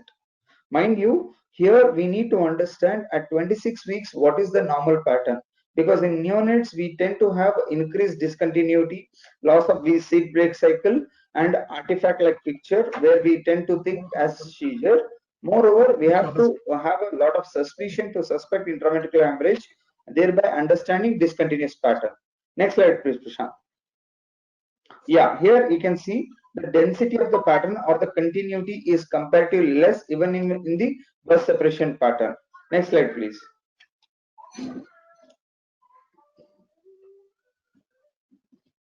Prashant, this is what I wanted to highlight. Moreover, we will be interested to understand the inter-burst intervals. The number of bursts will be more than equal to 100 per hour, and the inter-burst interval will come down less than 30 seconds. This is one of the pathognomonic feature which signifies intraventricular hemorrhage, along with loss of discontinuous pattern, loss of sleep-wake cycle, with positive predictive value of 100%. And we need to have a strong suspicion. And as rightly pointed out by Dr. Dinakar sir, it is better if we have the images saying what kind of premature child we are dealing with. We need to have a pattern of 26 weeker where already we have seen the discontinuous pattern. If the discontinuity is more compared to a normal 26 weeker, then we have to suspect intraventricular hemorrhage in such neonates. Just comparing it to a term child or a 30 or 31 weeker, the significance of intraventricular hemorrhage will be lost in these neonates. Thank you, Prashant. Over to you. Prashant. Yes, sir. I think so. We will ask this question. We'll only in 5 to 10 minutes we'll finish all these questions because there are so many people are waiting. Sir, because interburst and other things we're going to talk in the next session in detail. This is a beautiful questions people have asked from the last session as well as even today they have asked many questions that we will try to rectify. So Prashant, you can ask. MK means Monica, AM means I think you know. Okay, Amit Mathur, JK means Jafar Khan, LL means Leslie Lewis, SE means Great Sidhu. Okay, go ahead. Yeah. First question, does sedation and muscle relaxation affect the interpretation of amplitude EEG? Dr. Monica.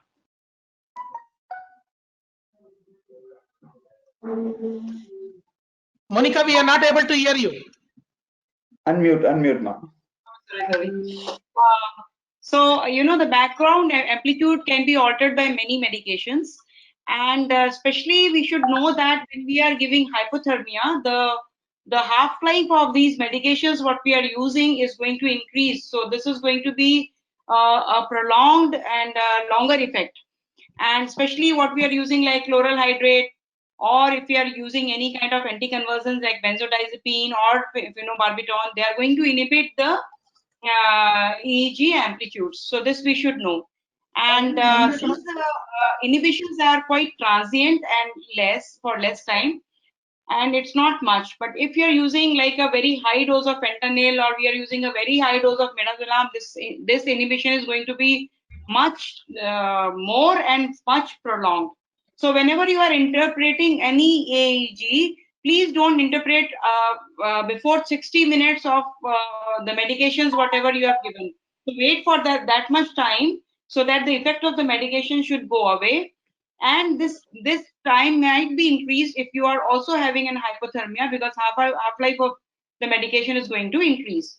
Having said that, if you are giving phenobarbital and there is a severe depression and this depression is lasting for a very long time, don't contribute it to be only because of the medicine. It could be because of the underlying brain problem also. So each case would be different, and we should know how much is the effect. I hope I answered the question. Thank you, ma'am. Second question is for Amit sir. EEG changes in hydrocephalus and recording, are they same? In post-hemorrhagic hydrocephalus, as the ventricular size increases and potentially your cerebral perfusion pressure changes, you may actually see changes in your amplitude. I think in these babies, it just reinforces the need to monitor these babies, not necessarily continuously, but over once a week, six-hour recording, to give you a trend that you can correlate with your head ultrasounds to see whether your ventricular index is increasing in size, how is your AEG amplitude looking, and if you start to see abnormalities in AEG. So the Vienna group, Monica Olishar and Clebermass published a case series where they showed depression of EEG as your hydrocephalus got worse. And you ideally should intervene before your EEG gets too much away from baseline. Thank you, sir. The third question is for Dr. Jafar Khan. The cost of EEG setup. Yeah, the cost of EEG it is not very economical. What they quote and what they give could be around, maybe I think around 20 lakh for a single unit. Yeah. Okay. And then there's the cost of the electrodes as well, right? Yeah, cost recurring cost of electrode, that needle electrode costs around 500 to 700 per patient. Then hydrogel is same. No, actually that needle electrode much more. It is maybe 1100 per piece, and that hydrogel is around maybe 750 rupees. Okay, so there is a recurring cost is also there. Prashant, I want to add one point. Would you mind? Yeah, please. Yeah. So sorry to differ, Jafar sir. I would say I'm in a medical college right now. We have got something called VGST scheme. I think Leslie sir will be knowing about it. I would preferably say that unit like us should have it and make it cost effective in terms, because the prediction and the usage is quite good with this machine. And as you rightly said, the recurring costs are there in terms of electrodes, which can be reused if we have properly maintained them. But the usage right now in terms of asphyxia, for example, in a place like Bijapur, we see daily around 5 to 6 admissions per day with the perinatal asphyxia in a term unit I'm talking about. Okay, in such scenario, to explain the prognosis, to explain them the predictability of the outcomes and neurological, I think this machine will definitely be cost effective, provided we do a good work. I think NNFK, I request Prashant and Dinkar sir to kindly take up one study with all the units in terms of cost effectiveness and the usage of EEG in center like us. Hope it's taken well. Yeah. Thank you. The next question is for Leslie sir. Seizures in amplitude EEG. Can you please clarify? Yeah, I think it's been discussed many times in the last 2 classes. Again, for the benefit of our participants, when we reading the EEG, I think we first read describing the background pattern, discontinuous pattern, as we repeatedly said, more towards the preterm babies, but as a term baby, it is a continuous pattern. Describe the cyclicity as the baby becomes more mature. The cyclicities become more evident. That is the sleep-wake cycle. And on top of that, describe the seizure activity. In fact, the pattern recognition. And I think already mentioned the current sign of a dome. So I think if the good background pattern is there, cyclicity is there, plus you're getting something repeatedly, something like a dome, like a pattern, which is more towards the where upper border is elevated, the lower border is elevated, which is the classical seizure. And has been already mentioned how to differentiate from the artifact. I hope this question answer. Yeah, I have answered the question. Thank you, sir. Next question is for Sidhu. What are the EEG changes in structural anomalies? As per my knowledge, Prashant, I feel there are no changes in EEG in structural anomalies. To the literature I have gone through. If Amit sir and Monica ma'am can add anything, I'd be happy to listen. No, I think you're right. Like there is no specific changes which will you can say that this change is there, so this kind of structural abnormality is there. But definitely, when you have a structural abnormality, there would be a seizure activity, or there may be brain activity might be inhibited, and that changes you might see as an abnormal EEG activity. So that would just tell you that something is not okay there. Oh, not okay with that. Yeah. Thank you. Yeah. So anybody would like to add anything? Amit sir? No, actually, I agree with Dr. Monica. I think the majority of developmental structural anomalies are at high risk for seizures, and I think those are the ones you'll be looking out for. A lot of these babies will present with apnea, which may be actually tonic seizures or subclinical seizures. So I think otherwise EEG changes are usually non-specific. Yeah. Moving on to the next question. This is for Dr. Monica. How to reduce artifact, especially due to heartbeats interfering? Yeah, we talked about artifacts a lot, and we know that peak-to-peak amplitude might get affected because of these artifacts. And I would say that, first of all, the main artifact which could be is due to the impedance. So when you are preparing the skin, you should prepare the skin properly. You should use a proper gel, and you should remove the meconium or blood or whatever there, so that the impedance is the least. Plus again, then muscle activity may be an artifact which I talked about in the previous thing. So you should try to choose a place where this muscle activity is the least. So that's why you take C3, P3, C4, P4 areas. And then the artifacts would be because when the two electrodes are placed quite near to each other, or they get displaced. So you should have a proper measurement where you know that you are the distance is well maintained, so that the artifact is less. And then the ECG, with the pulse, there might be an artifact because of that. So you should be running your ECG with your EEG, and you will see that whenever you have an abnormality in the EEG, which is because of this, you will be able to see that it will correlate with the QRS pattern. And that's how you will be able to differentiate whether it is something abnormal in the EEG or it is due to artifact because of the ECG.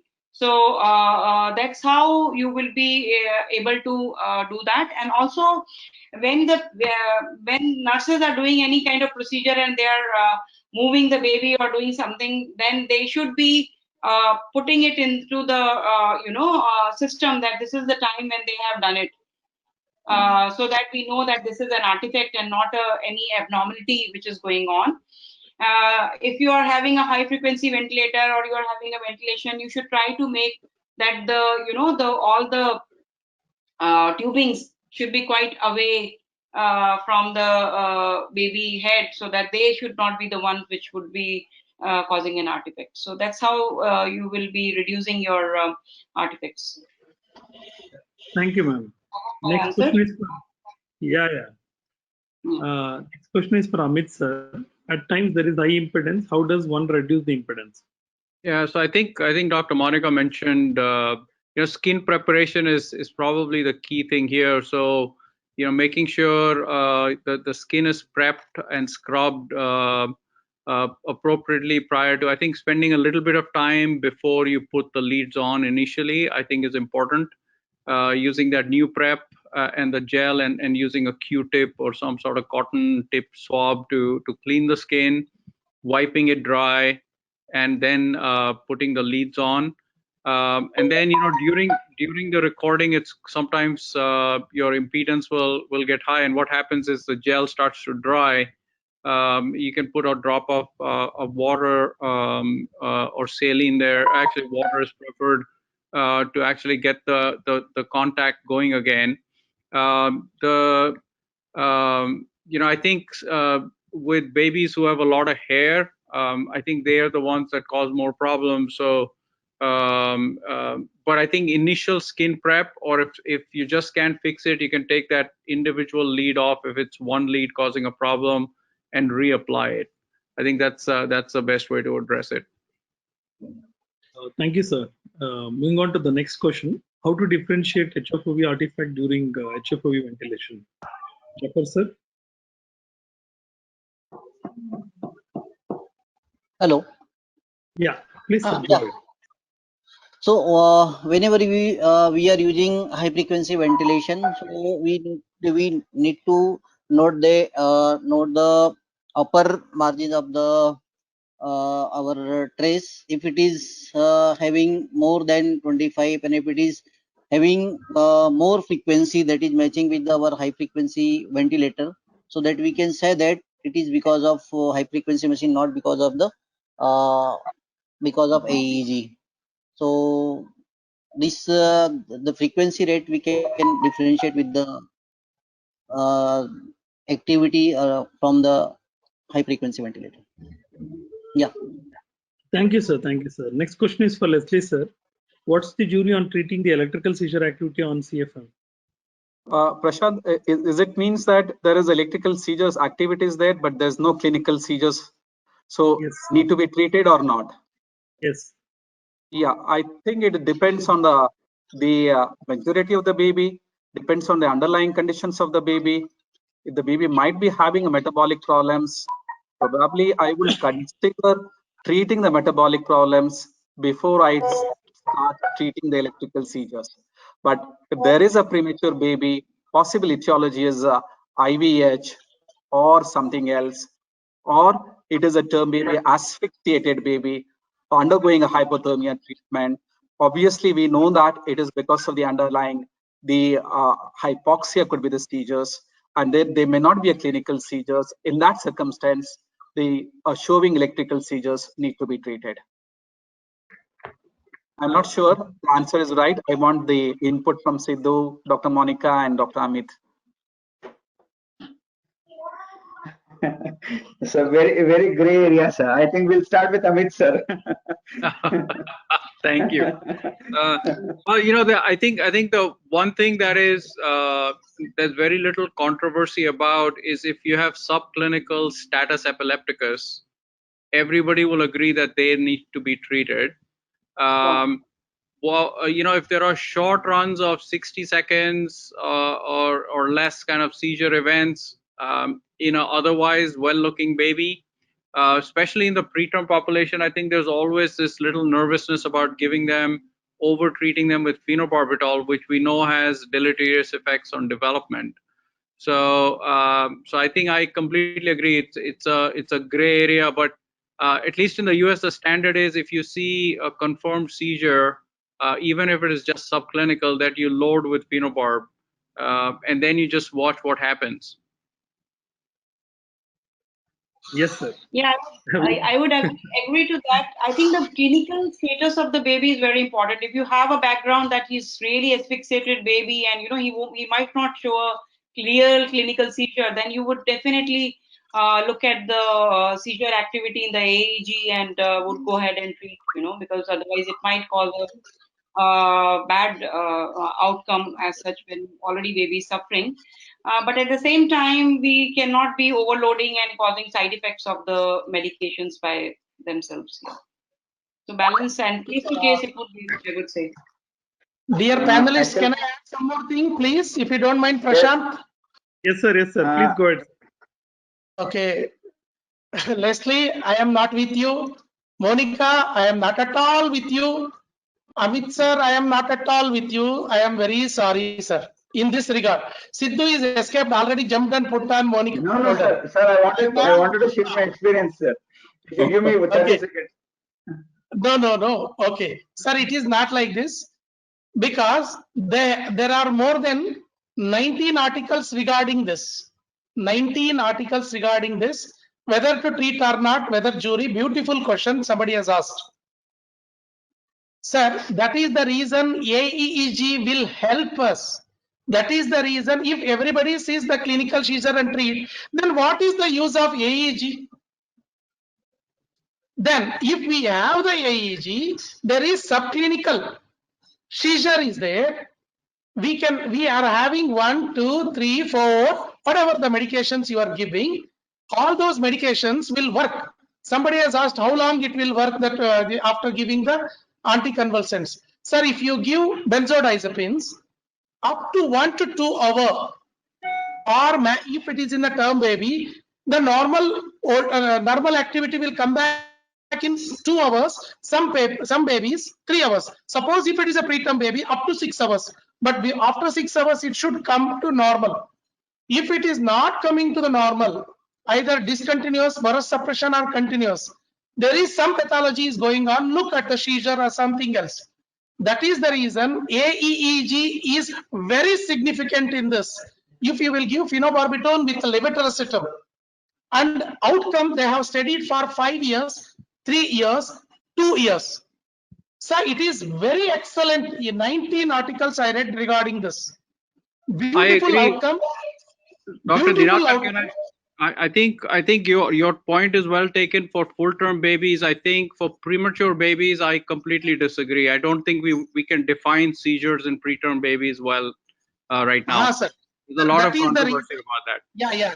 So that is the reason in preterm babies, I kept that chart. We are using it. And one more thing is, next question will come, sir. Then in the last question, it will be the answer. You will get it, sir, in the last question. Okay. Next question. Yeah. Prashant, I want to add only one point. Anyway, next question is mine. Dinkar sir, initially when we had this machine at Bidri Hospital, we were fascinated by that orange color. Every time we used to say orange color, our sister used to end up saying like, sir, seizure is coming, we have to load it. Okay. One fine day, we usually come across babies whose abgars are less than 3, as rightly said by jury madam. 1 minute abgar will be 1, at 5 minutes it will be less than 3, 4, such kind of babies.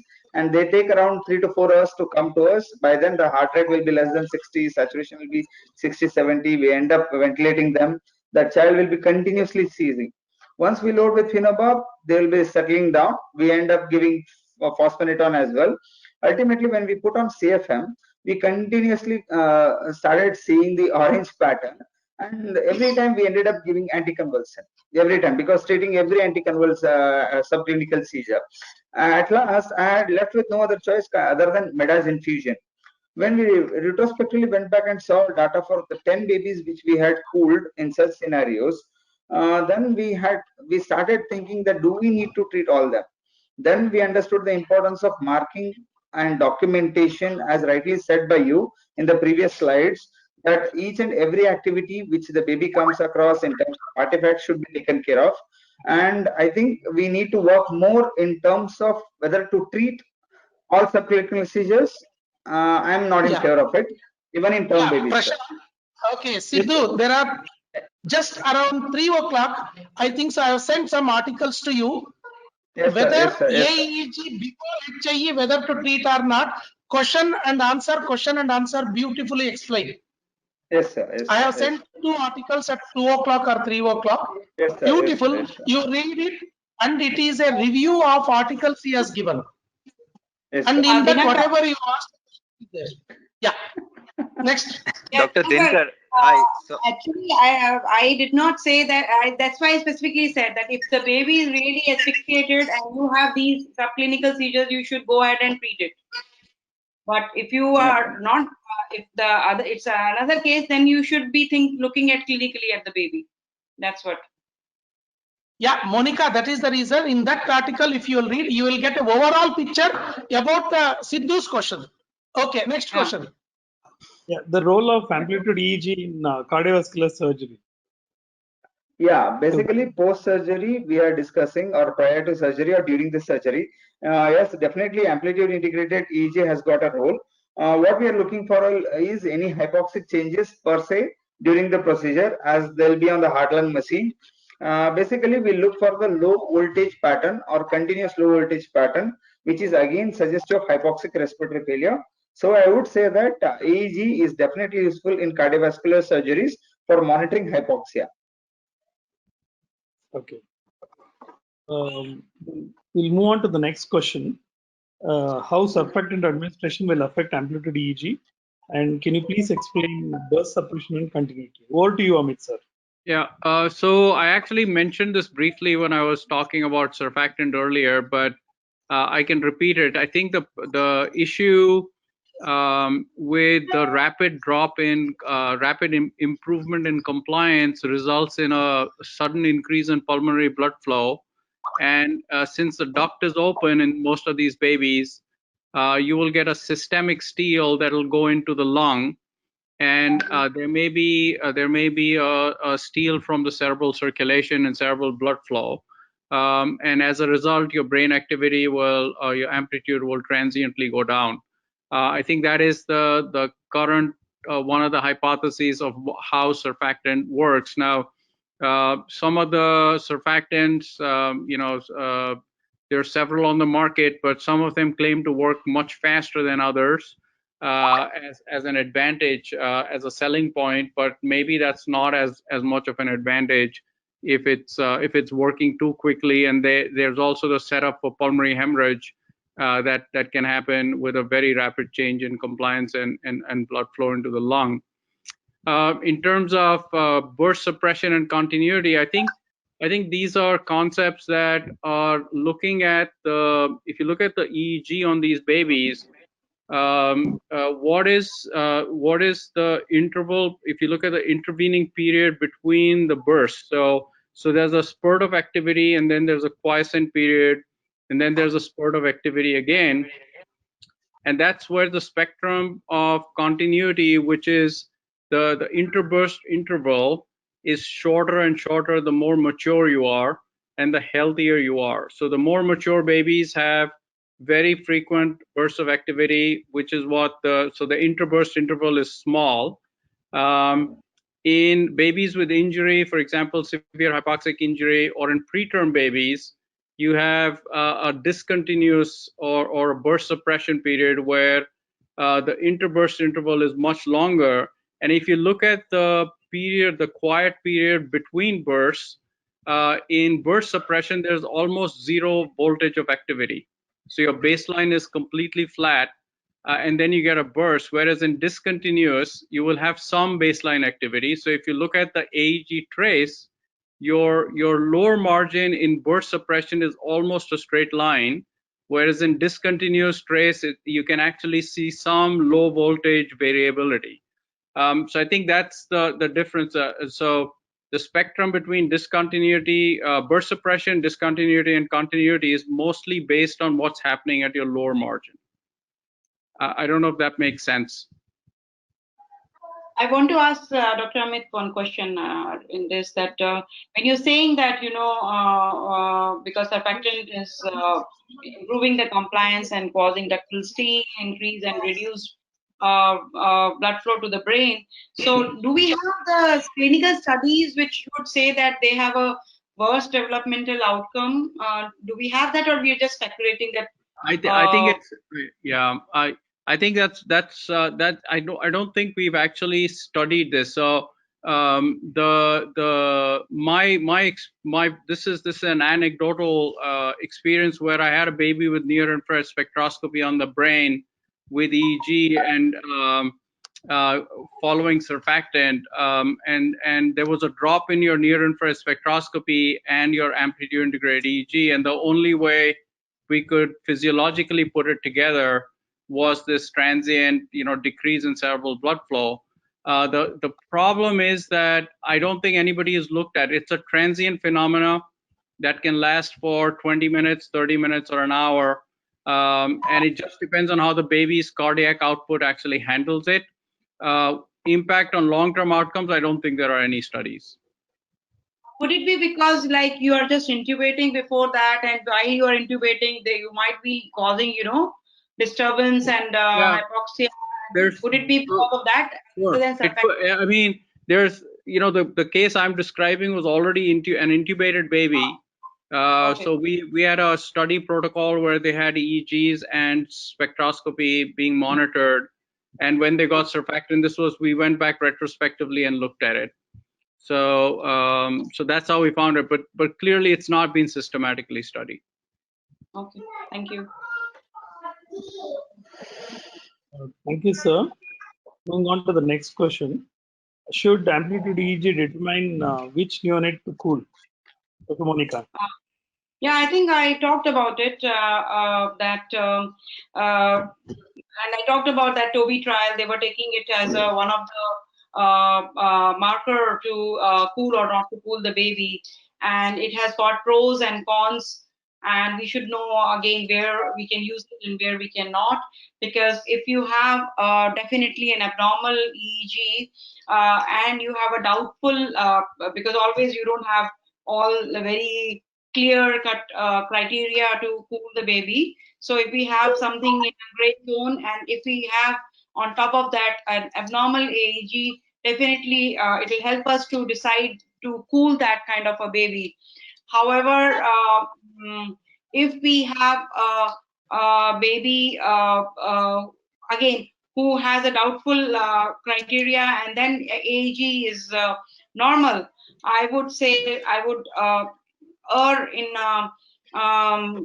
cooling that baby rather than not to cool the baby. So it will be something like, it can help to, if a normal EEG is there, it will help to say yes, but a normal EEG would not help me to rule out not to cool the baby. That's how I would put it. And it was well studied in one of the pediatric articles published lately, and they also actually said the same thing, because we will miss out baby, and baby might not get benefit of cooling if we have just a normal EEG and not cool those babies. Okay. There was a study out of University of Michigan, and actually talking about the EKG artifact, which can artificially raise your EEG, amplitude integrated EEG signal. So they have a case series. Subrata Sarkar is the first author, where they show a trace where the EEG traces much higher voltage, but it was purely because of EKG artifact, and was artificially, the baby was not cooled, and so this was a false Yeah, report, false negative. Yeah, false negative are there. Yeah. Yeah. Yeah. So moving on to thank you, sir. Moving on to the next question, the last question for the session.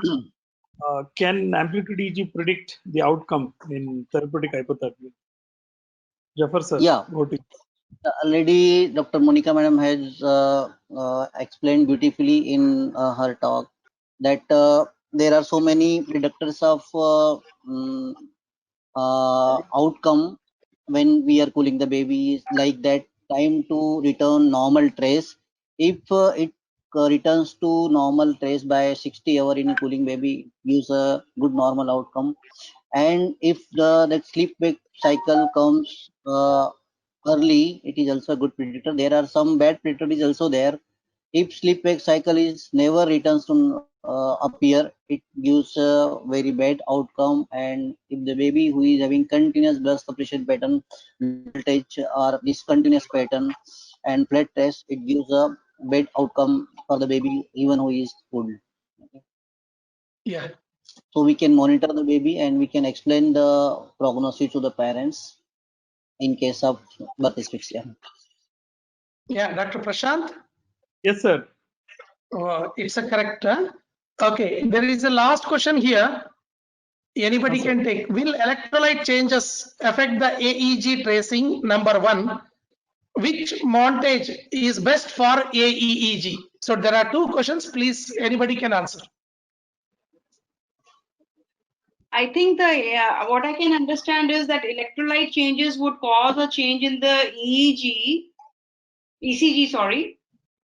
And then that artifact, like whatever is the hyperkalemia, if it is going high, and then, then that may be indirectly also causing a change in the AEG. Other than that, as such, directly the change in the AEG, I don't know. Maybe Dr. Amit would be able to tell better.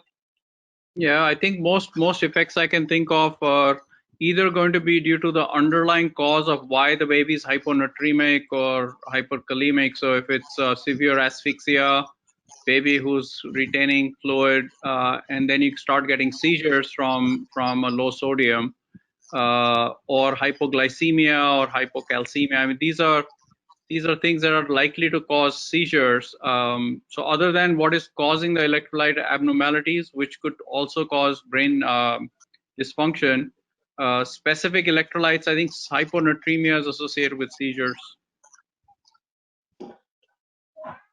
Yeah. Yes. So which montage is best for AEEG? Means breakup. I think so. Whichever the machine you prefer, please. You mean a 2-channel versus single channel, or I mean a standard montage? That's what it means. Which montage is the best for AEEG? Means breakdown montage. Probably it is a CFM machine, 2 channels. What he wants to know. Yeah, I think 2 channels are better than 1, especially if there's local or focal injury or unilateral strokes. I think that's a preferred. I think there are studies that have shown cases of that being better. But the standard montage for amplitude integrated EEG is C3, P3, C4, P4. Yeah, I think so. Excellent. And is there any filtering is there?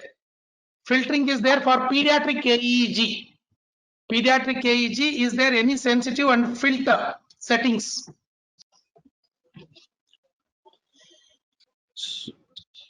So the AEG filters out signals below 2 microvolts and over 15 microvolts, which is why, I think to try and capture most of the neonatal signals.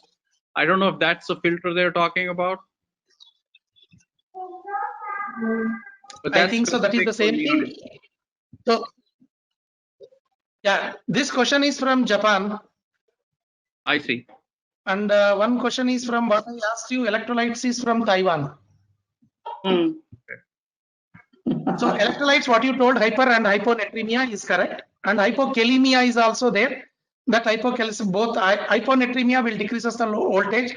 Hyponatremia will decrease the voltage. Hypernatremia will increase the voltage and convulsions.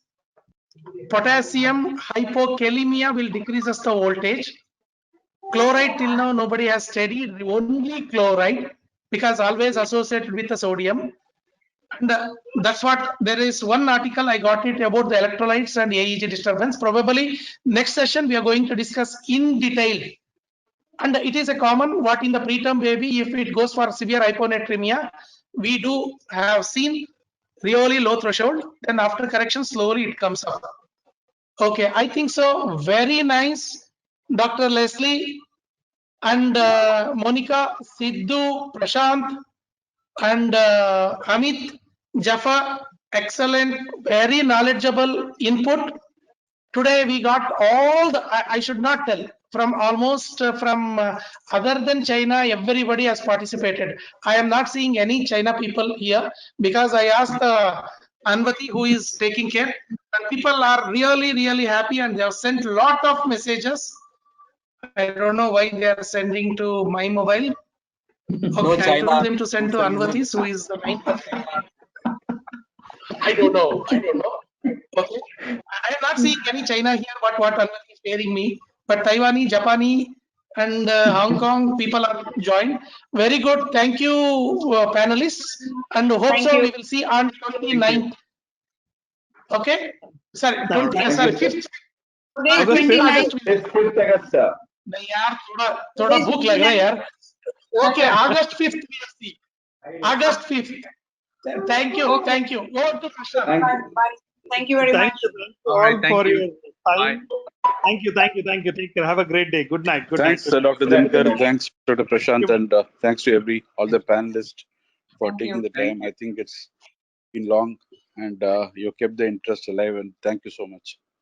Thank you. Thank you, Thank you. Ganesh. Thank you. Thank you, everyone. Ganesh. Thank you, Thank Ganesh. you. Thank you. Thank you. Thank you.